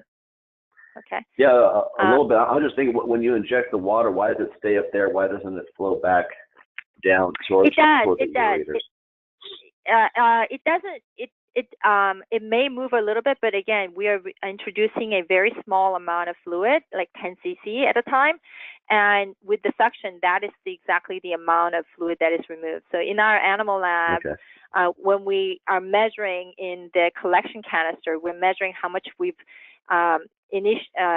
introduced into the kidney, as well as how much was suctioned, right? Just like in any surgical procedure. And there's very little difference between how much is introduced and how much is actually suctioned and removed. Okay. So our goal is to make sure that, the procedure is designed and the device design and the technique is such that when the amount of fluid, about 90 or 95% is aspirated out along with the stones. Okay. So this procedure slide is a very simple illustration of the simplicity of our procedure, which is 3 steps. You introduce the K-back, to the target location under fluoroscopy, a standard part of the procedure, standard part of ureteroscopy. You initiate aspiration and then simply remove it. And then the surgeon will go back into the kidney to investigate to make sure that they've created a clean, stone-free kidney. And if there are fragments left behind, they can just simply repeat the procedure. Okay. And when you compare KVAC to the current approaches, which are baskets and dusting, and Cleopatra is a relatively new product that was introduced. It's a clear cannula or access sheath, which is used to introduce scopes and other instrumentation. It's a rigid device, so its use has been limited to open surgical procedures. So looking at these comparators, are they compatible with ureteroscopy? Cleopatra has a limitation in ureteroscopy. It does not go into the kidney. It's limited to the ureter. Baskets are compatible. Obviously, dusting is. We can access all parts of kidneys, calyces. Again, dusting has nothing to do with accessing, and Cleopatra is limited to the ureter. Removing kidney stone fragments, all kidney stone fragments, is very important because we want to achieve that ultimate stone-free for those patients coming in for procedure. And we believe we're the only one that can do that because baskets cannot capture the smaller fragments. Our procedure is designed to be easy. We wanted to make sure it's a procedure that requires only once or twice of trial session and to be intuitive. And as you saw, the approach is designed to deliver rapid and complete removal of stones with, and by speeding the surgical time, we should reduce the OR time and anesthesia time. How much time do you think you're reducing from the procedure? That's the interesting part, and I think that is the exciting part, Amir. Doctors don't know how many stone fragments they're going to end up with when they go in to ureteroscopy, because so much depends on the size and how the laser breaks up the stones, right? So they could end up with 3 fragments, which shouldn't take that much time, but then they may have 20. And so it can vary greatly. And some surgeons, frankly, will say, I give up. I'm going to just, try and break them up as much as possible. And they remove the big ones and leave the small ones behind. So it just varies. The teaching institution will spend extra time because it's a teaching institution, but it varies greatly. So our goal is to try and standardize it to the extent possible. And because the reimbursement for ureteroscopy is set. It doesn't vary it doesn't increase if you spend more time in the OR. So it is important that the doctors and hospitals, for scheduling and for reimbursement, know how much time they should schedule it for, how much time they're going to spend it. Okay. Okay. So the regulatory, there are key strategies to getting our product to market. Obviously, regulatory is important, and in that we have a very clear path to market. It's a 510K Class 2 device. There's no human clinical study required for approval. It's an acute use device, so we can demonstrate strong efficacy and safety with the animal studies that we'll be doing. Europe is the same case. It's a simple, straightforward CE mark application. Intellectual property, we're building a very strong case both in the US and Europe. We have an exclusive IP license agreement with partners or Massachusetts General Hospital.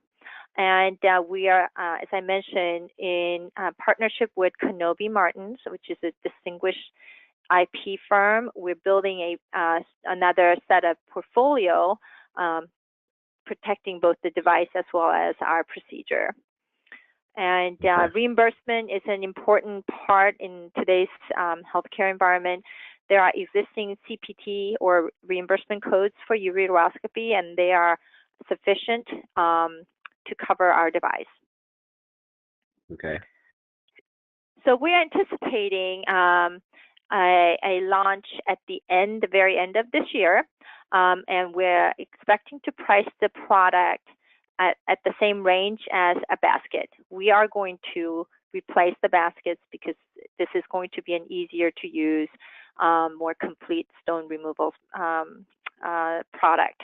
And the COGS per unit is very important in that we wanted to preserve a high margin, and we anticipate that just the basket market only is $200 million and growing. And by expanding to dusting procedures, we expect this market to be up to a $400 million market. But conservatively speaking, we are anticipating a minimum of $200 million market for our product. So by 2022, we think this product could penetrate about 40-some% of the market at $70 million in revenue. And so when you say it's getting 40% of the market, you're saying right now baskets have 100%? Yes, we're just looking at the basket market, absolutely. So this is in our mind, it is actually somewhat conservative estimate, because if a company, and we can get into the strategic discussion, if a company were to market it effectively and with the performance that we've seen, which will continue to improve, they could really become a dominant player. Okay. So the Kalera is a young company. We're incorporated in February of 2016 with an exclusive IP license from Massachusetts General Hospital. VIX Investor Network, VIN, provides the seed funding of $250,000, and we have a convertible note of $100,000. So with a total of $350,000 that we've raised, we've really achieved quite a bit as a highly capital efficient entity. We have been successful at transforming a concept at the time of the license from MGH. We had a drawing, so we are able to translate to multiple prototypes, go through multiple bench testing and validation, and have cadaver and pig labs. And in the process, we've built a robust IP portfolio and have a very clear idea of the regulatory strategy. And 2018 is going to be a big year. We know there's a small amount of improvement that we would like to implement to KVAC, and that is introducing steerability. As I mentioned, our catheter is flexible, but there is a room for improvement. And what we would like to do is develop a steerable version so the surgeons can actually have a better control, even better control of the catheter. So we anticipate that to be completed before the end of Q2. Actually, we think it can be done by April. We'll be conducting supporting confirmatory animal studies. And I put down pilot human experience as optional. This is something that Glenn Preminger, our clinical advisor, suggested as a possibility. It's a inexpensive endeavor that we can engage in India at one of the leading hospitals, and with just the travel costs and development of protocol, we can gain potentially 10 to 15 patient data, which could be extremely important and helpful in market launch. But that is, again, optional, as human studies are not required. We anticipate filing 510K and CE mark applications middle of this year, and we should gain approval before the end of the year in that case, and we'll continue to prosecute the IP throughout the year. So if you have approval at the end of the year, that means you can start using it on humans, like in private practice? In 2019, we can launch it at the end of 2018. I think I scheduled 500 units, very modest amount, and 2019 will be a true launch year. So yes, we can potentially have the product on the market, and we're planning to obviously have the product on the market at the end of this year. Wow.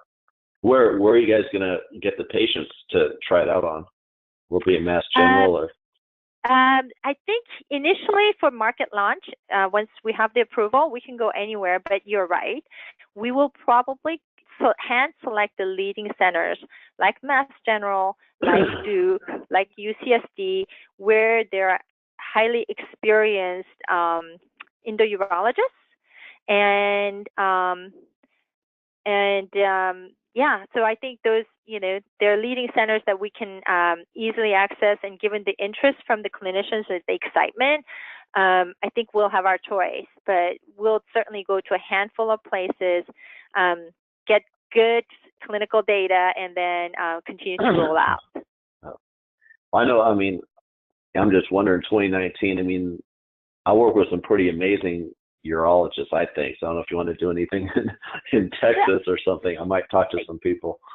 Absolutely. I think we're in a really good spot because we didn't want to reach out to too many people while we're doing the testing. But now that we have a compelling animal data and we know the clear path to market and the engineering improvement that we'll be doing in the next few months, I think, I think I'd be very excited to talk to you and get your input on who the best contacts might be. Okay. And then who would, when would you guys want to sell this, or would you guys want to get the product out there and start selling some units before you try to exit? So that brings me to the next question, next slide. So I think, and I wouldn't normally say this coming from venture, there is a potential early exit opportunity with Kalera, because at the end of last year, we had significant interest from the strategics. These are companies like Boston Scientific and Bard that have significant franchise in urology, and in particular ureteroscopy. And as I mentioned, they don't have a differentiated solution. So their product catalog or offering look pretty similar to each other. And so I think when they heard, given the clinicians that we have engaged, I think they might have heard a thing or two. When they heard that we might have something unique and innovative, there was significant interest. We've been putting them at bay, keeping them at bay, because we want to make sure that we complete our development before engaging. And that is to maximize the shareholder value, because the better the performance, the higher the exit value. So I think there is a potential opportunity once we conduct a confirmatory animal study. We have the potential to engage in strategic dialogue or negotiation. Now, I cannot promise that, but that is a possibility, and I actually think it is a pretty high probability that we might be able to do a successful transaction. Okay. And what would be the difference in the exit price if you just, once you have something that's functional and proven and certified, selling then versus, maybe getting it out there in private practice or academic centers and selling some units? Is it a pretty big difference? It depends on, I think that's an excellent question. I think it depends on different products, right? So if you have a new procedure and a brand new product, I think typically the strategics have wanted to wait until market approval, FDA approval, and then market launch. And what they want to see is a penetration curve. So if you're developing a market, they want to see, okay, is this market going to happen? And they typically want to see at least 2 years of sales and the increase year over year. In this particular case, because they know ureteroscopy so well, and they know the market so intimately and the doctor so intimately, and we're not changing anything. We're actually taking something away that they have and replacing it. I think the value will be, first of all, we have to generate great data with the next final development. And once we do that, I think the value is having competitive players at the table.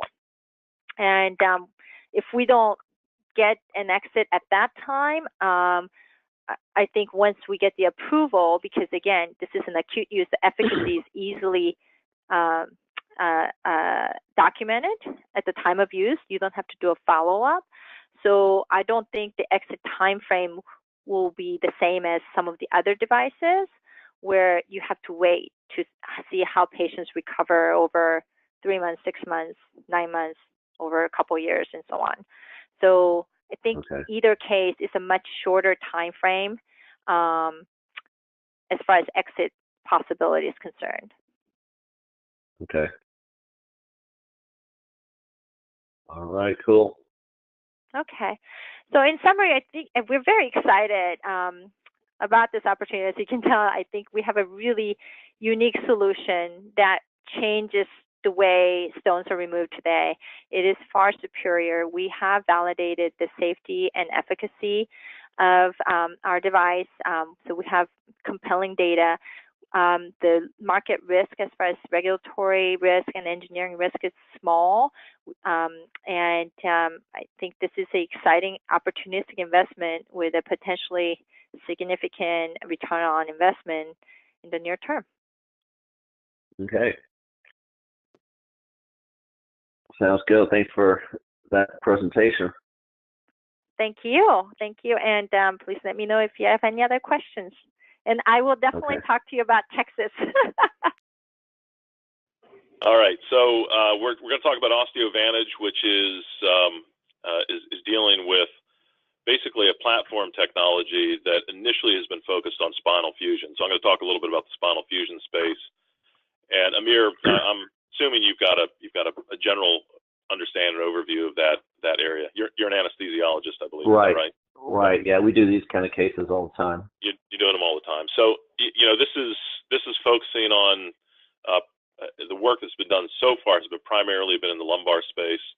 I think you're familiar with the statistics. A lot of fusions going on. There's a fairly high revision rate, and about half of those tend to be associated with some sort of failure to fuse. Maybe there may be arthritic issues. It may be the smokers.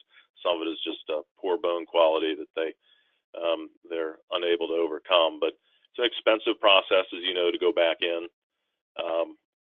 The hardware and the approaches that they have been using are going to continue to be the primary mode of care. We've done a lot with dynamic stabilization for the knees and the hips, but in spine, most of the projections are that fusion techniques are going to be the standard of care for quite a while, even though they are working on dynamic stabilization. But even with those systems, the screw purchase, the ability of the hardware to not loosen, and then the ability to generate good fusion in these either posterior laterally or in the inner body is a sort of a constant area of focus.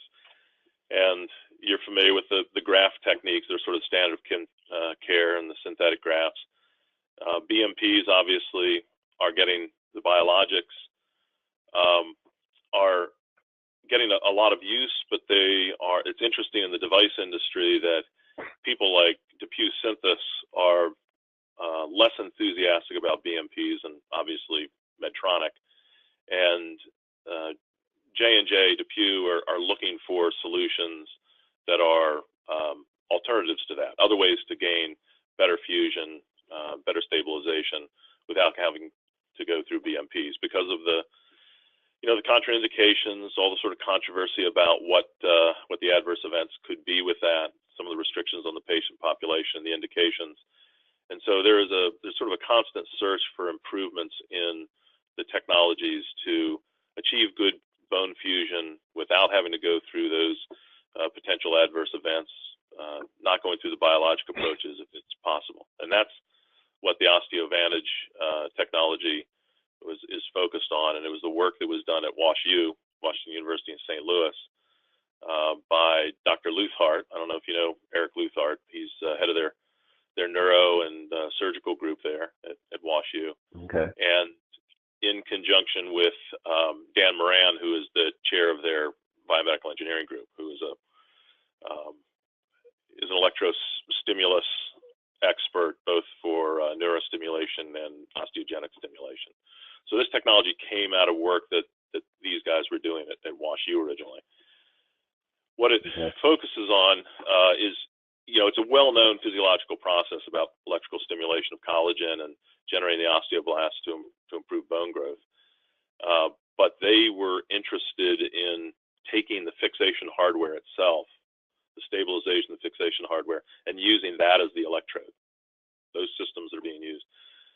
There are techniques, you may be familiar with Biomet's or now Zimmer's SPF technology. I don't know if you ever were involved with surgeries with that.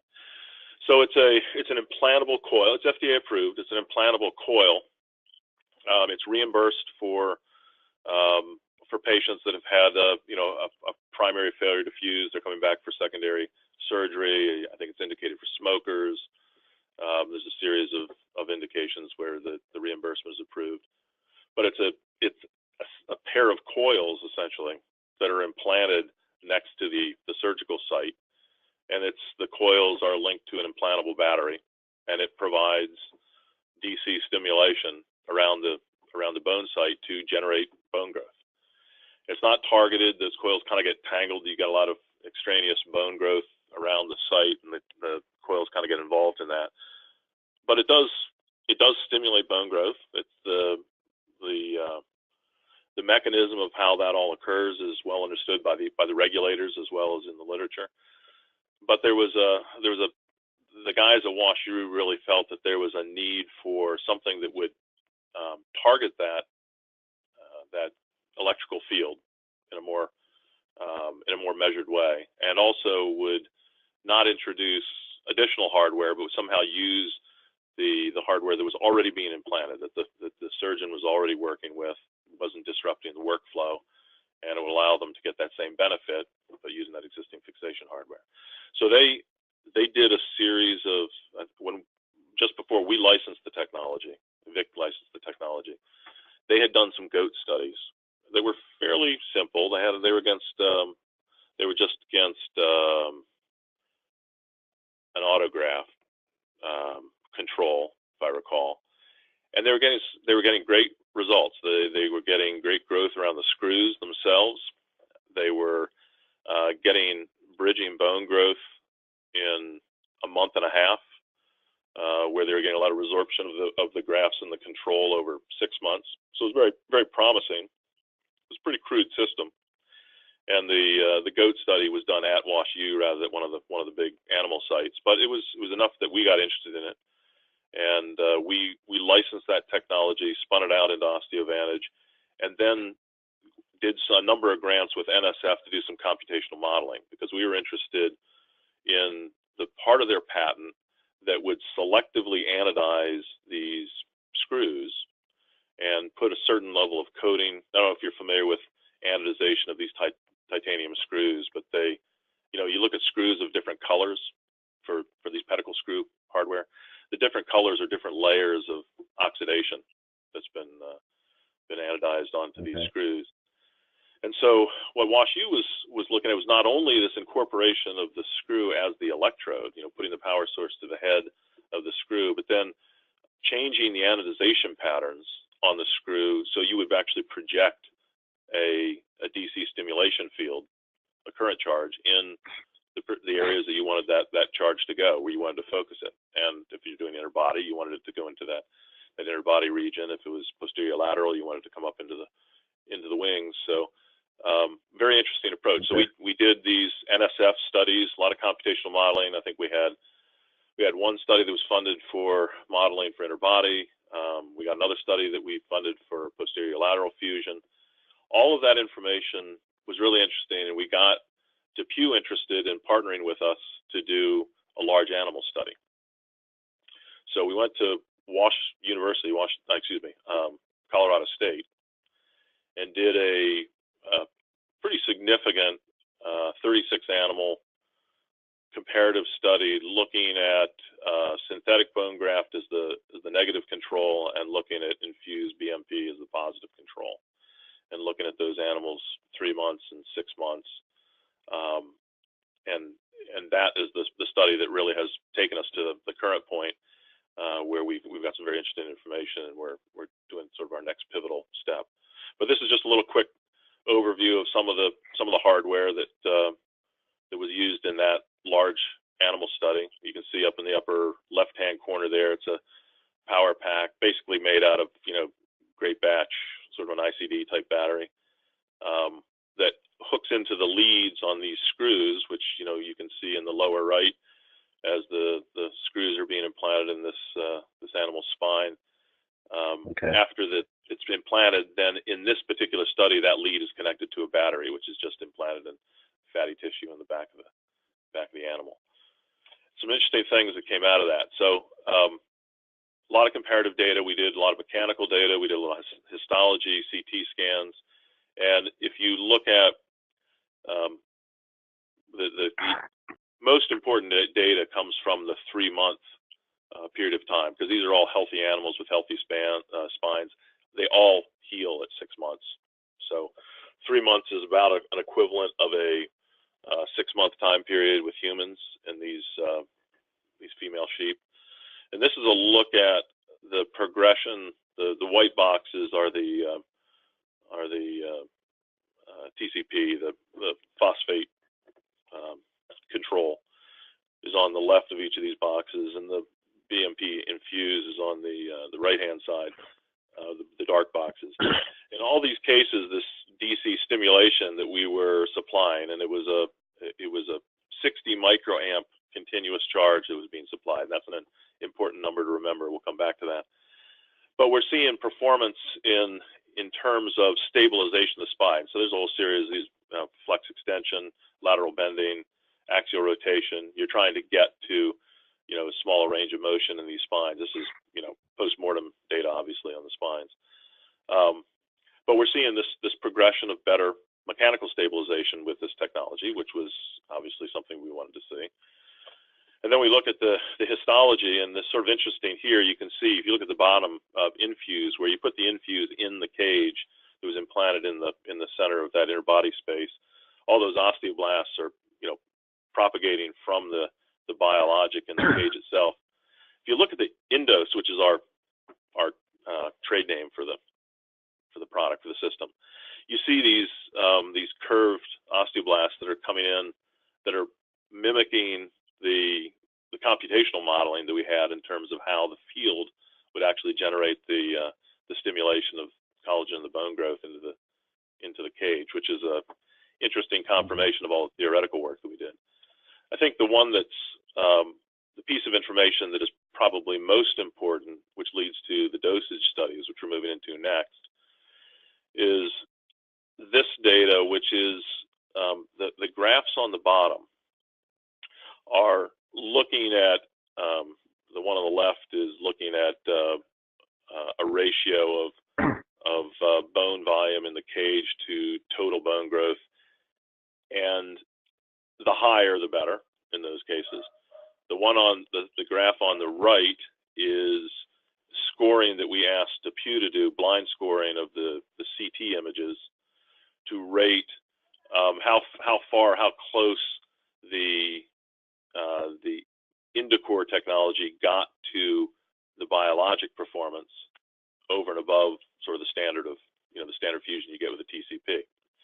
What the curve is showing is the screw distance. So when you do this, you implant these pedicle screws, which are the electrodes in this case. There's a certain distance from the cage, and distance and the charge or the field that's being generated in your area of interest is proportional by the square of the distance. So our modeling, what's interesting is that we were getting almost perfect correlation in terms of the bone growth that we were seeing, the degree of fusion that we were able to achieve with the Indos technology versus the target of BMP. So the real target, we believe, for most of the device companies that are likely going to be our exit or our partner in the future, is going to be achieving at least sort of 80 to 90% of BMP performance, but without all of the side effects. And what we were getting in this study at sort of the optimal placement was a 50% level of the infused over and above it was following the projection of this ratio where the screw is placed to the center of the cage. Now, one of our goals is that it's got to be fitting into the procedure for the surgeon. You can't go back in and change the position of the screw. I mean, these were surgeries that were well done, and they were placed the way you would normally expect in a regular surgery. But what it does tell us in these curves is the amount of current density that we're actually generating in the target area of interest.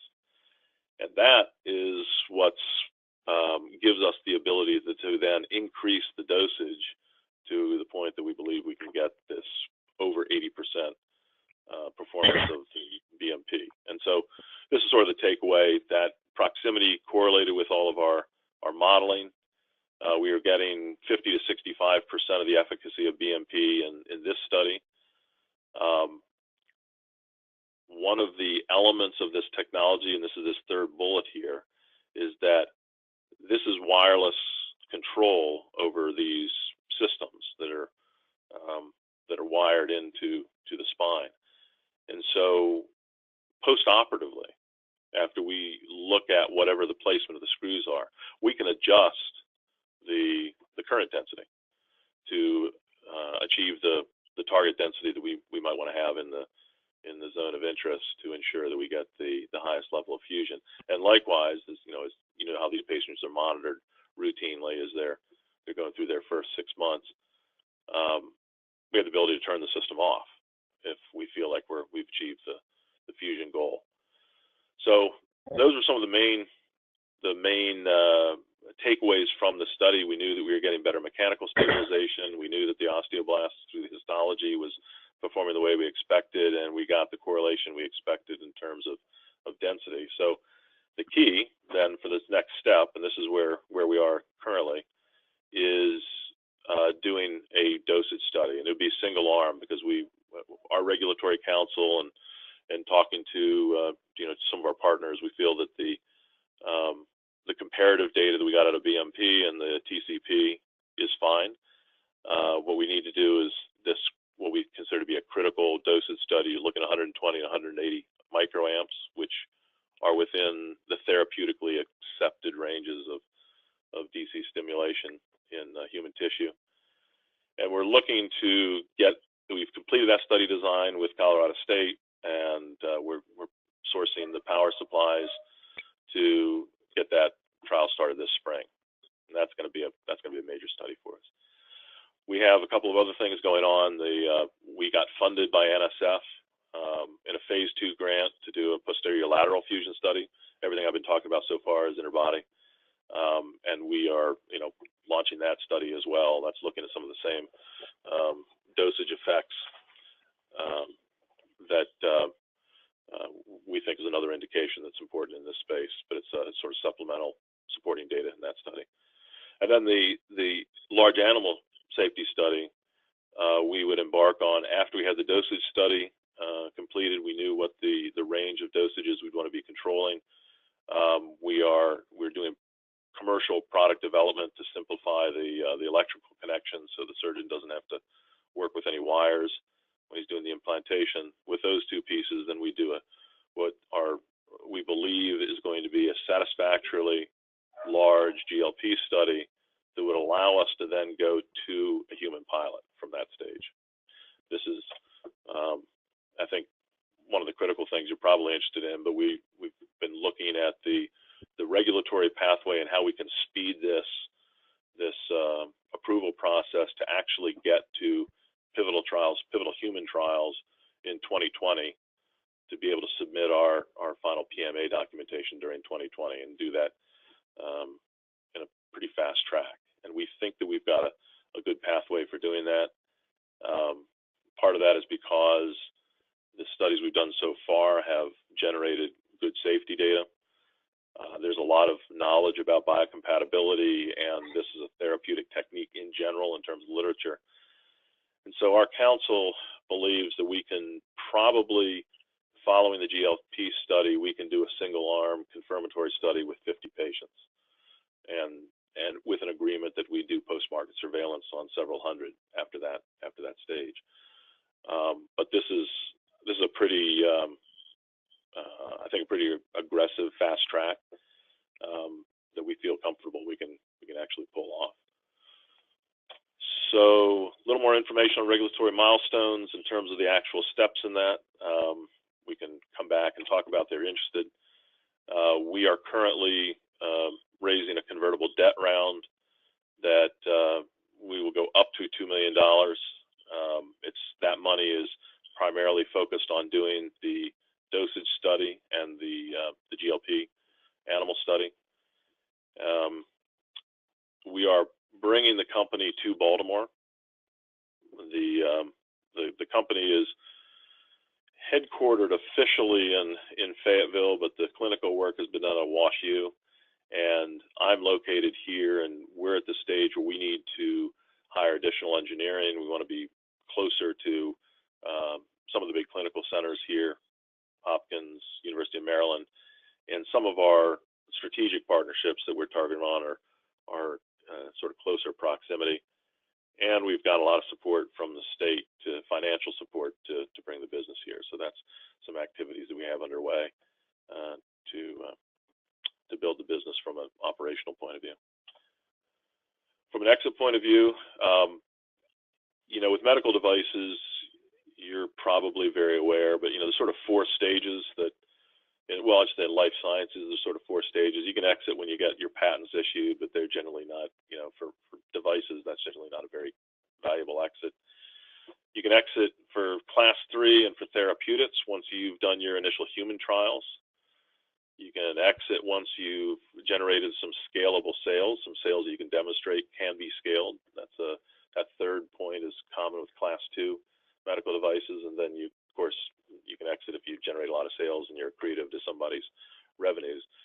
We think this is an exit in that second stage, at the launch or the 60-day, at least the 6-month surveillance on that first batch of human subjects.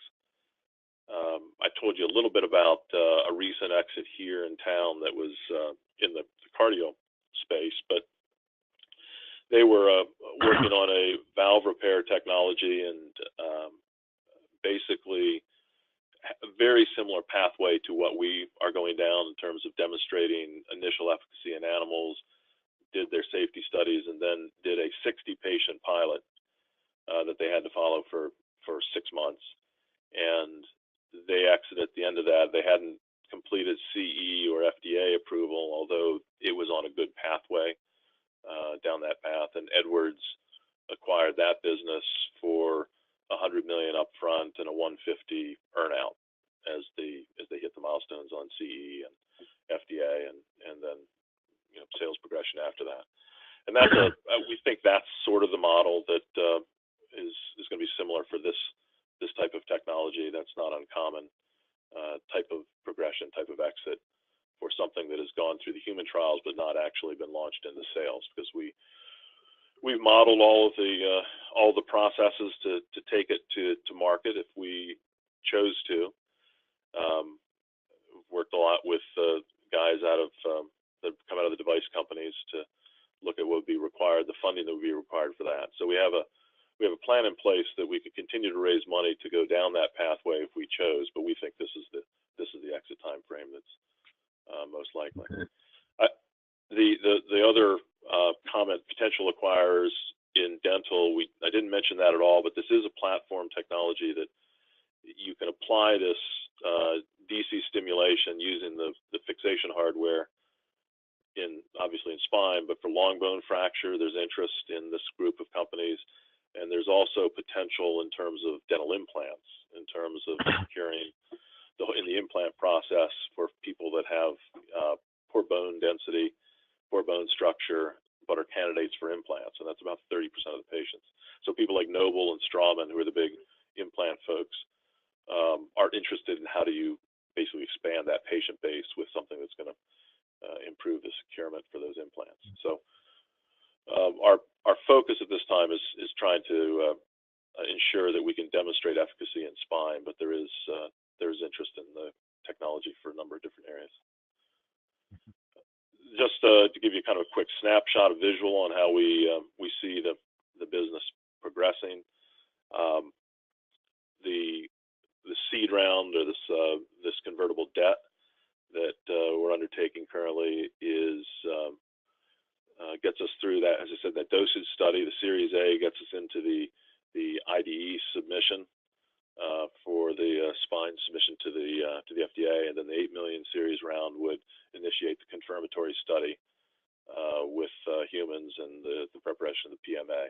That $15 million would be necessary if we're going to launch commercially, but we don't expect to get to that stage. We expect to exit between the Series B and the launch stage. And a little bit on the team, patent that's in this the technology, focusing on the attachment as well as the controlled anodization. This patent's been granted. We have additional applications that we put in both in the dental space and some additional engineering features that we've developed during the course of the past couple of years. Yeah, this is what I was actually going to ask you. What exactly is the IP that you guys have protected here? Yeah, so the claim is using this is basically controlling the field through this anodization process. That's pretty comprehensive, our claim set that's been allowed in this published patent. To use these screws as, obviously there's utility patent elements, how you actually attach, where the battery is located. So those are, those utility functions are nice, but you're always worried about someone can they do something just a little bit different and get around that. The conceptual part of the patents, which are more comprehensive, is this ability to anodize the screw and the rods in order to shape the fields the way you want. And that we've got pretty comprehensive coverage over. Okay. So the only other thing, one of the other reasons we're moving to Maryland is that there's a massive biotech tax credit program here, and so investors that come into this round or investments in the company basically qualify for a 50% rebate on their investment. So it's a huge incentive that Maryland has put into bringing companies into the state. So okay. Happy to answer any questions about any of that. So you were talking about similar companies that were exiting around 100 mil plus 150 burnout. What exactly did their device do? And then did they actually take some products to market, or did they exit once they started getting into human trials? Yeah, so that one's brand new. That's the CEO of Harpoon was actually one of my old business partners, so I know him well and kind of got some good information on how they progressed. They initially, so this is it's a surgical tool to actually do valve repair. It's under navigation, and it's a clever stitching tool, and actually to tie the knot. A minimally invasive device, essentially. It's a suture gun that has this sort of unique technology to allow them to go in and make these mitral valve repairs. They did pig work initially. Edwards came in after when they were about ready to start some human trials. Edwards put in, I think, maybe $6 million in actual equity and an $8 million option. So it was not equity. It was a structured deal at that stage, just before they went and started to do the human pilots. If Edwards didn't execute on this structured deal, the $8 million was just theirs to keep, and Edwards would have a little bit of equity in the company, but not much. So they went through that step, and they had a tool that was their hardware, their device was developed under design control.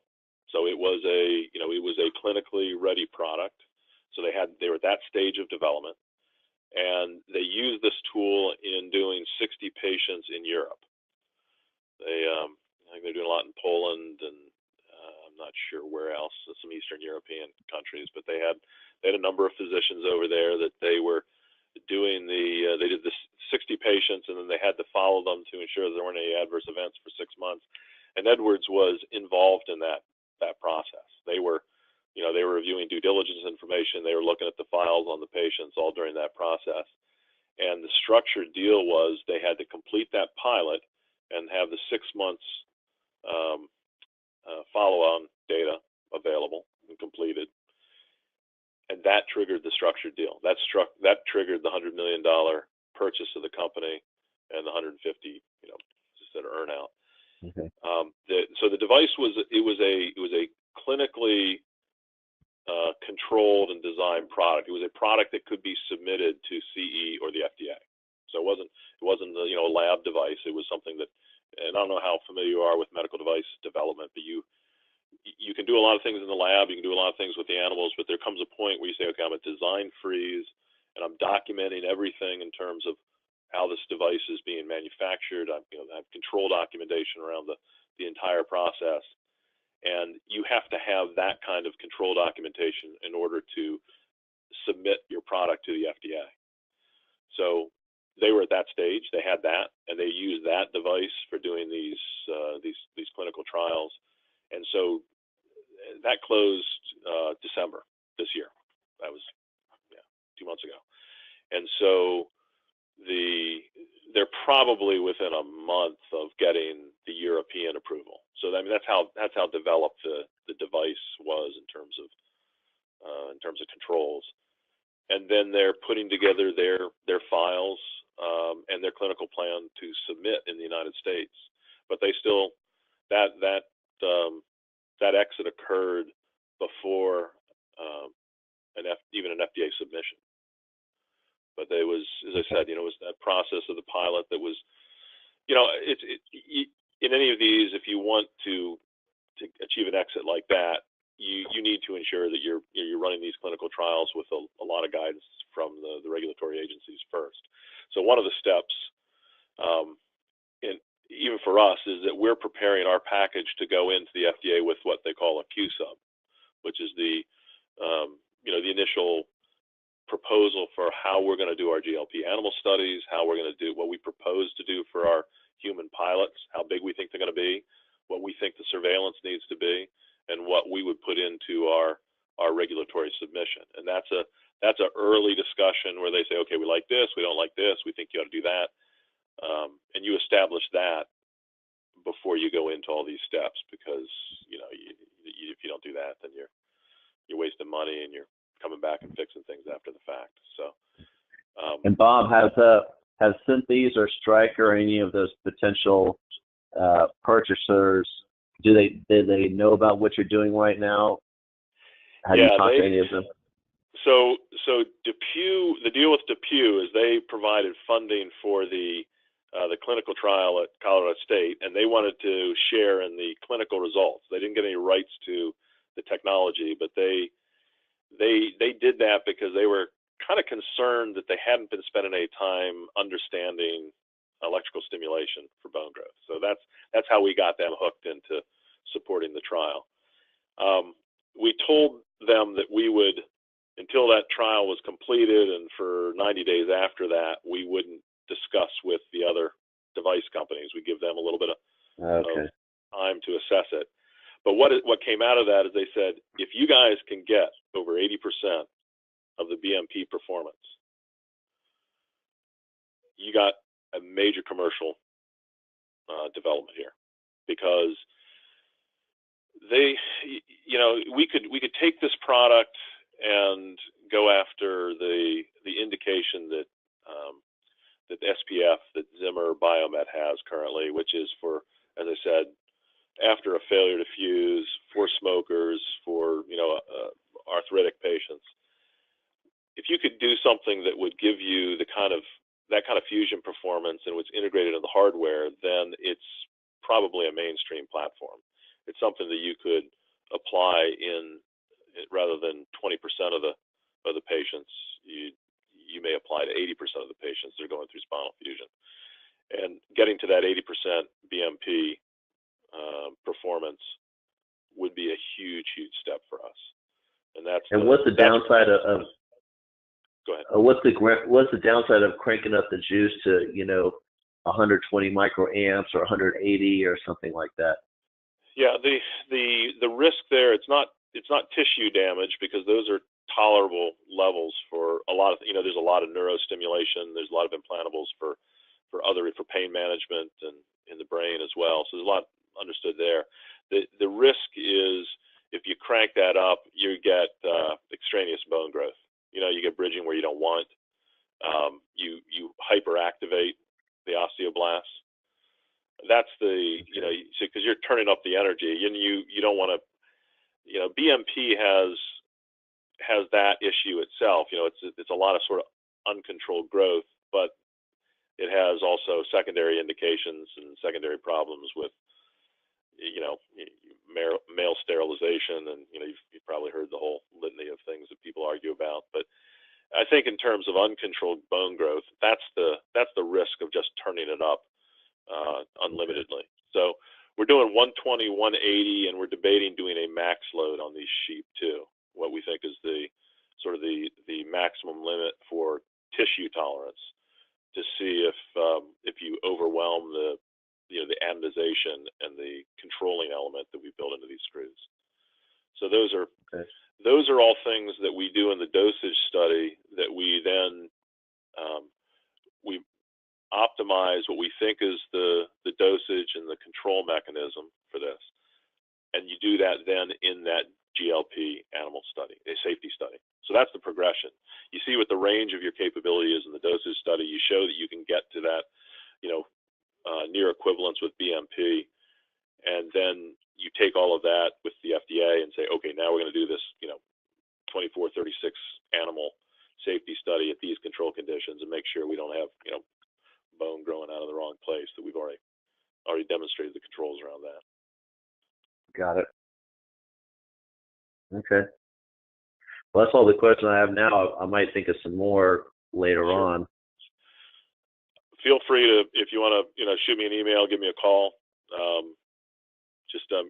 Great. Love to hear more about what you're involved in too. So if you want to do that, that'd be great. Just get introduced further. But feel free to give me a call if you have any other questions. All right. Sounds good. All right. Well, thanks for the presentation there, Bob. Very good. Well, welcome everyone. My name is Bernie Persachik. I'm the CEO of Tesseract Structural Innovations, and we're going to take you through our story and give you a little bit of history and explain where we are today. So we were formed in the middle of 2015 with the express focus to commercialize a new and novel approach for improving auto crash safety. We feel that Tesseract is a build-to-sell company, that there's a tremendous market opportunity due to the scale of the auto industry that is still healthy and growing, that the adoption of our technology in just a single vehicle model could represent well over $200 million per year in sales. And we think that as we progress, that there will be early exit opportunities that will be available to us upon validation with a major auto company. So a little bit about our background. Henry Reniger is our lead inventor and CTO. He's a mechanical engineer that has almost 3 decades of experience in the automotive structural components industry, and about 2/3 of that has been in leading engineering teams and managing those efforts. And what's great about Henry is he's worked directly with several OEM crash performance groups, and that led to the impetus for his dream and the IP that we're building the company around. As I said earlier, I'm Bernie Persachik. I'm the CEO of the company. I've had the opportunity to do many things over 25 plus years in technology. I've led divisions, I've led small companies, I've been on the business side in most of them, ranging from running divisions in Fortune 500s to startups, of which I've been fortunate to have 3 successful exits. Looking at the problem statement for what we're doing and why we're doing it at Tesseract, the problem is there are a lot of people that are succumbing to death because of injuries in vehicles that have this issue with crashes, obviously. In 2015, almost 40,000 people were killed and well over 4 million people injured just in the United States. The economics of that in 2015, the cost of those crashes was over $300 billion. And that's property damage, deaths, and injuries. And at the heart of that, the small overlap front crash is the most deadly. And from that alone, about 10,000 people die each year from those types of crashes. And safety is not something that's disappearing as technology continues to advance the automotive industry. Year in, year out, safety is certainly a top 5 issue. Consumers are not going to wane in their desire to have safer vehicles, no matter how much advancements are made with driverless technology and beyond. But as we sit here today in 2018, many vehicles that are top selling in the automotive industry still don't get a top crash safety rating by the Insurance Institute for Highway Safety, or the IIHS. And primarily that's because of poor SOL crash performance. Now, looking at our solution to this problem that is very significant, we have developed a technology with patents pending called Uniform Deceleration Unit, or UDU. Now, the UDU is a composite structure that is made up of nanoparticle-infused aluminum alloy foam, and that is encased in a very high-strength cast aluminum alloy skin. Now, this is designed to fit and attach in existing structural members of vehicles. And it can be integrated into a vehicle corner structure of virtually any vehicle. It can also be custom configured to the shape of a wheel well. And essentially, as you look at it here, the UDU, as we picture it here in this vehicle model, is essentially an inverted U-shape. So I just want to be clear here. Really, you're not disrupting any car manufacturer's regular line of assembly. This either just fits right in, or if it doesn't, you could easily just customize the fit of it and give it directly to the manufacturers to put into their cars. That's exactly right. The structure that's there is what we're taking advantage of with this technology. Okay. So looking at the performance, the UDU structure, it can absorb a very significant percentage of the vehicle's energy during the crash. And we're very excited about the testing we've done to date, which so far is exceeding OEM requirements that we've learned about. So the UDU provides a very high energy absorption with low weight addition compared to comparable solutions. And at this point in time, we are in pre-commercial prototype build stage and getting through testing phases. So looking at a little bit about how this works. So the UDU outer skin brings the crash force up to a maximum tolerable level. And if you look at the little graph we have here, we have 3 different colors here. We're going to focus on the blue one, which is a skin structure with a 15% aluminum foam. And this is the best performing in this crush data test for the UDU crash pads. And why is that? Because the area under the curve, the more area under the curve, the more energy is absorbed by that crushing structure. So this aluminum foam maintains a very force level as the UDU crushes.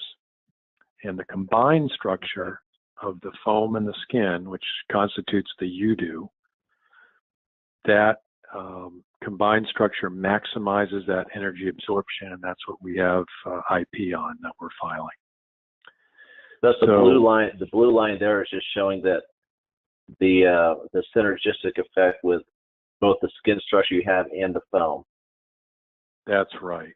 The other ones just show the foam alone and the skin structure alone, but that combined structure, which is the composition of the UDU, is the winner.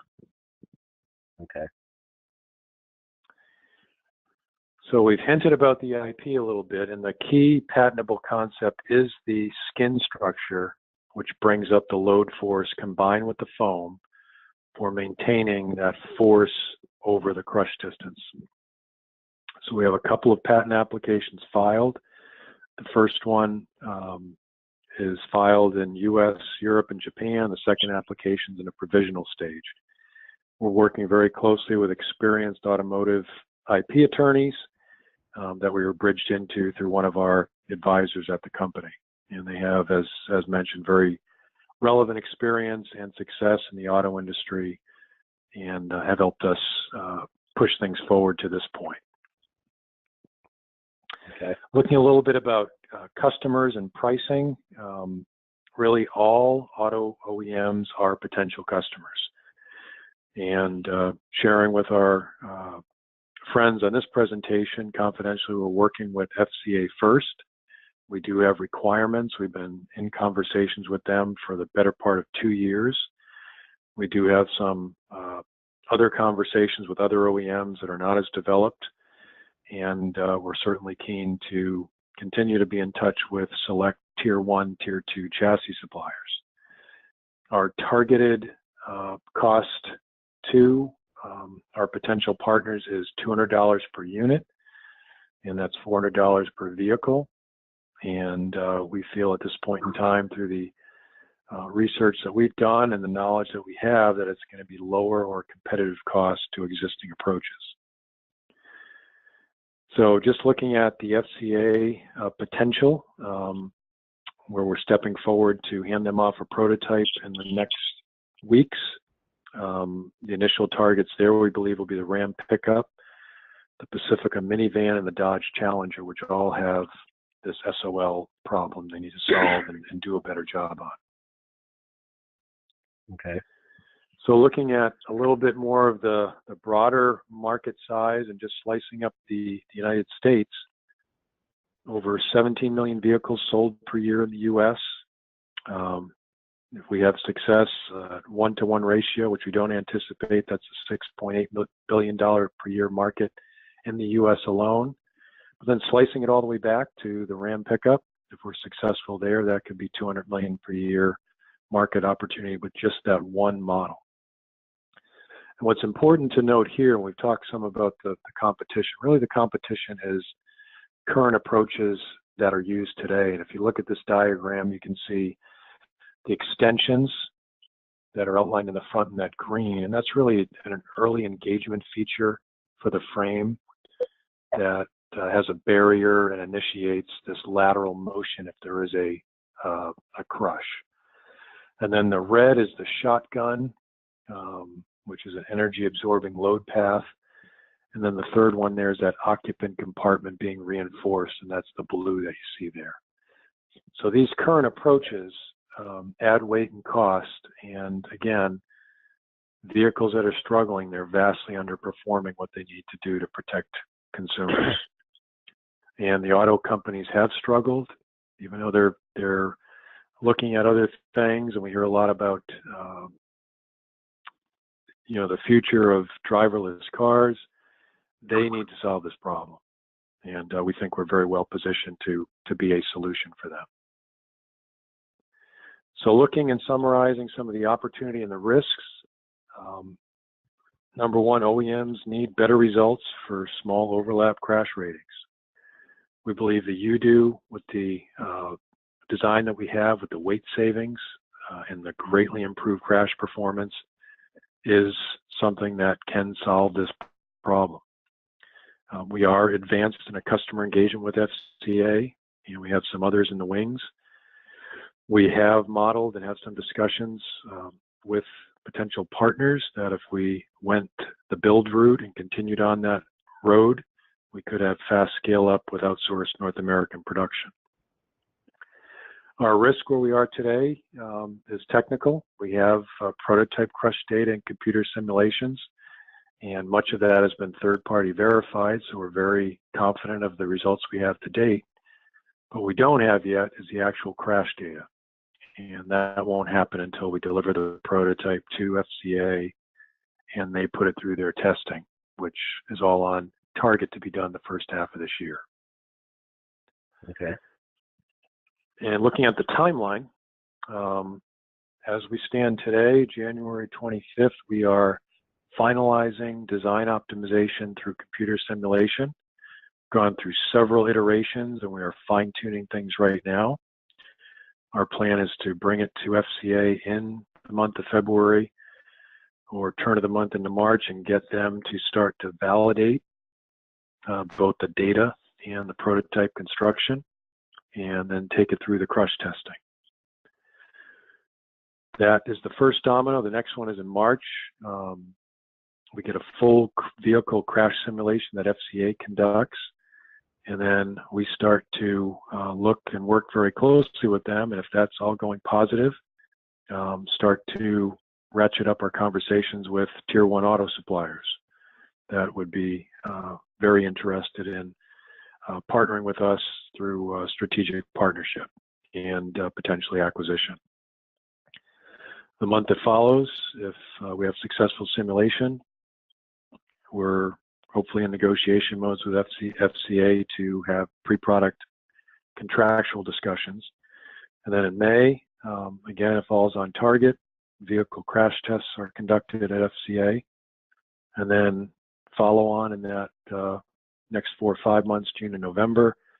If those crash tests are successful, certainly we'll be in contract execution stage with FCA and hopefully an expected very robust acquisition discussions with potentially tier 1 supply companies. If those crash tests are promising but not fully successful, I think we'll be in a great position to raise additional capital and certainly do what we need to do to have a design that does take flight. Wow. So even before the end of the year, we already might have an exit. That is a best case scenario, Amir. I've been around the block a lot, but we've got to aim for something. And I think if all plays out as we just talked about on that timeline, I think there's certainly an opportunity to do so. Okay. I'm actually getting a Tesla in about a month, so I'd actually love to have this on my car, especially since I bought it for the auto driving feature. I definitely feel a lot safer putting that feature on. Absolutely. Well, we don't have an aftermarket strategy yet, but that certainly could be an application or an outgrowth of the initial OEM wins. And as far as competition goes, I guess you guys have the patent on mixing the skin with the foam. Is there anybody else trying to do anything similar that would be a threat in this space? Well, we've done a lot of work prior to the applications on the patents and really looking at some of the things that people have done with aluminum foam, and it's not new, it's been out there for a while, but no one's taken this approach. I think a lot of that credit certainly goes to Henry Reniger, who's been in industry for 25 years and been dreaming about a solution like this that we're collaborating on and trying to bring to market. So we don't think there's anything with the foam. We think there's certainly approaches today that maybe the OEMs are trying to fine-tune that we talked about earlier, like extensions and the occupant compartment reinforcement, the shotgun approach. But to date, those advancements they've made have all fallen short in those models that don't get thumbs up in the double IHS ratings. Okay. And is there some way to put a value on this company right now, or maybe in a year after the crash tests are done? How do you go about doing that? Very good question. So I think, number one, the opportunity to vault forward really comes with the successful crash tests. And that would position us, I think, for a significant potential exit to a tier 1 auto supply company.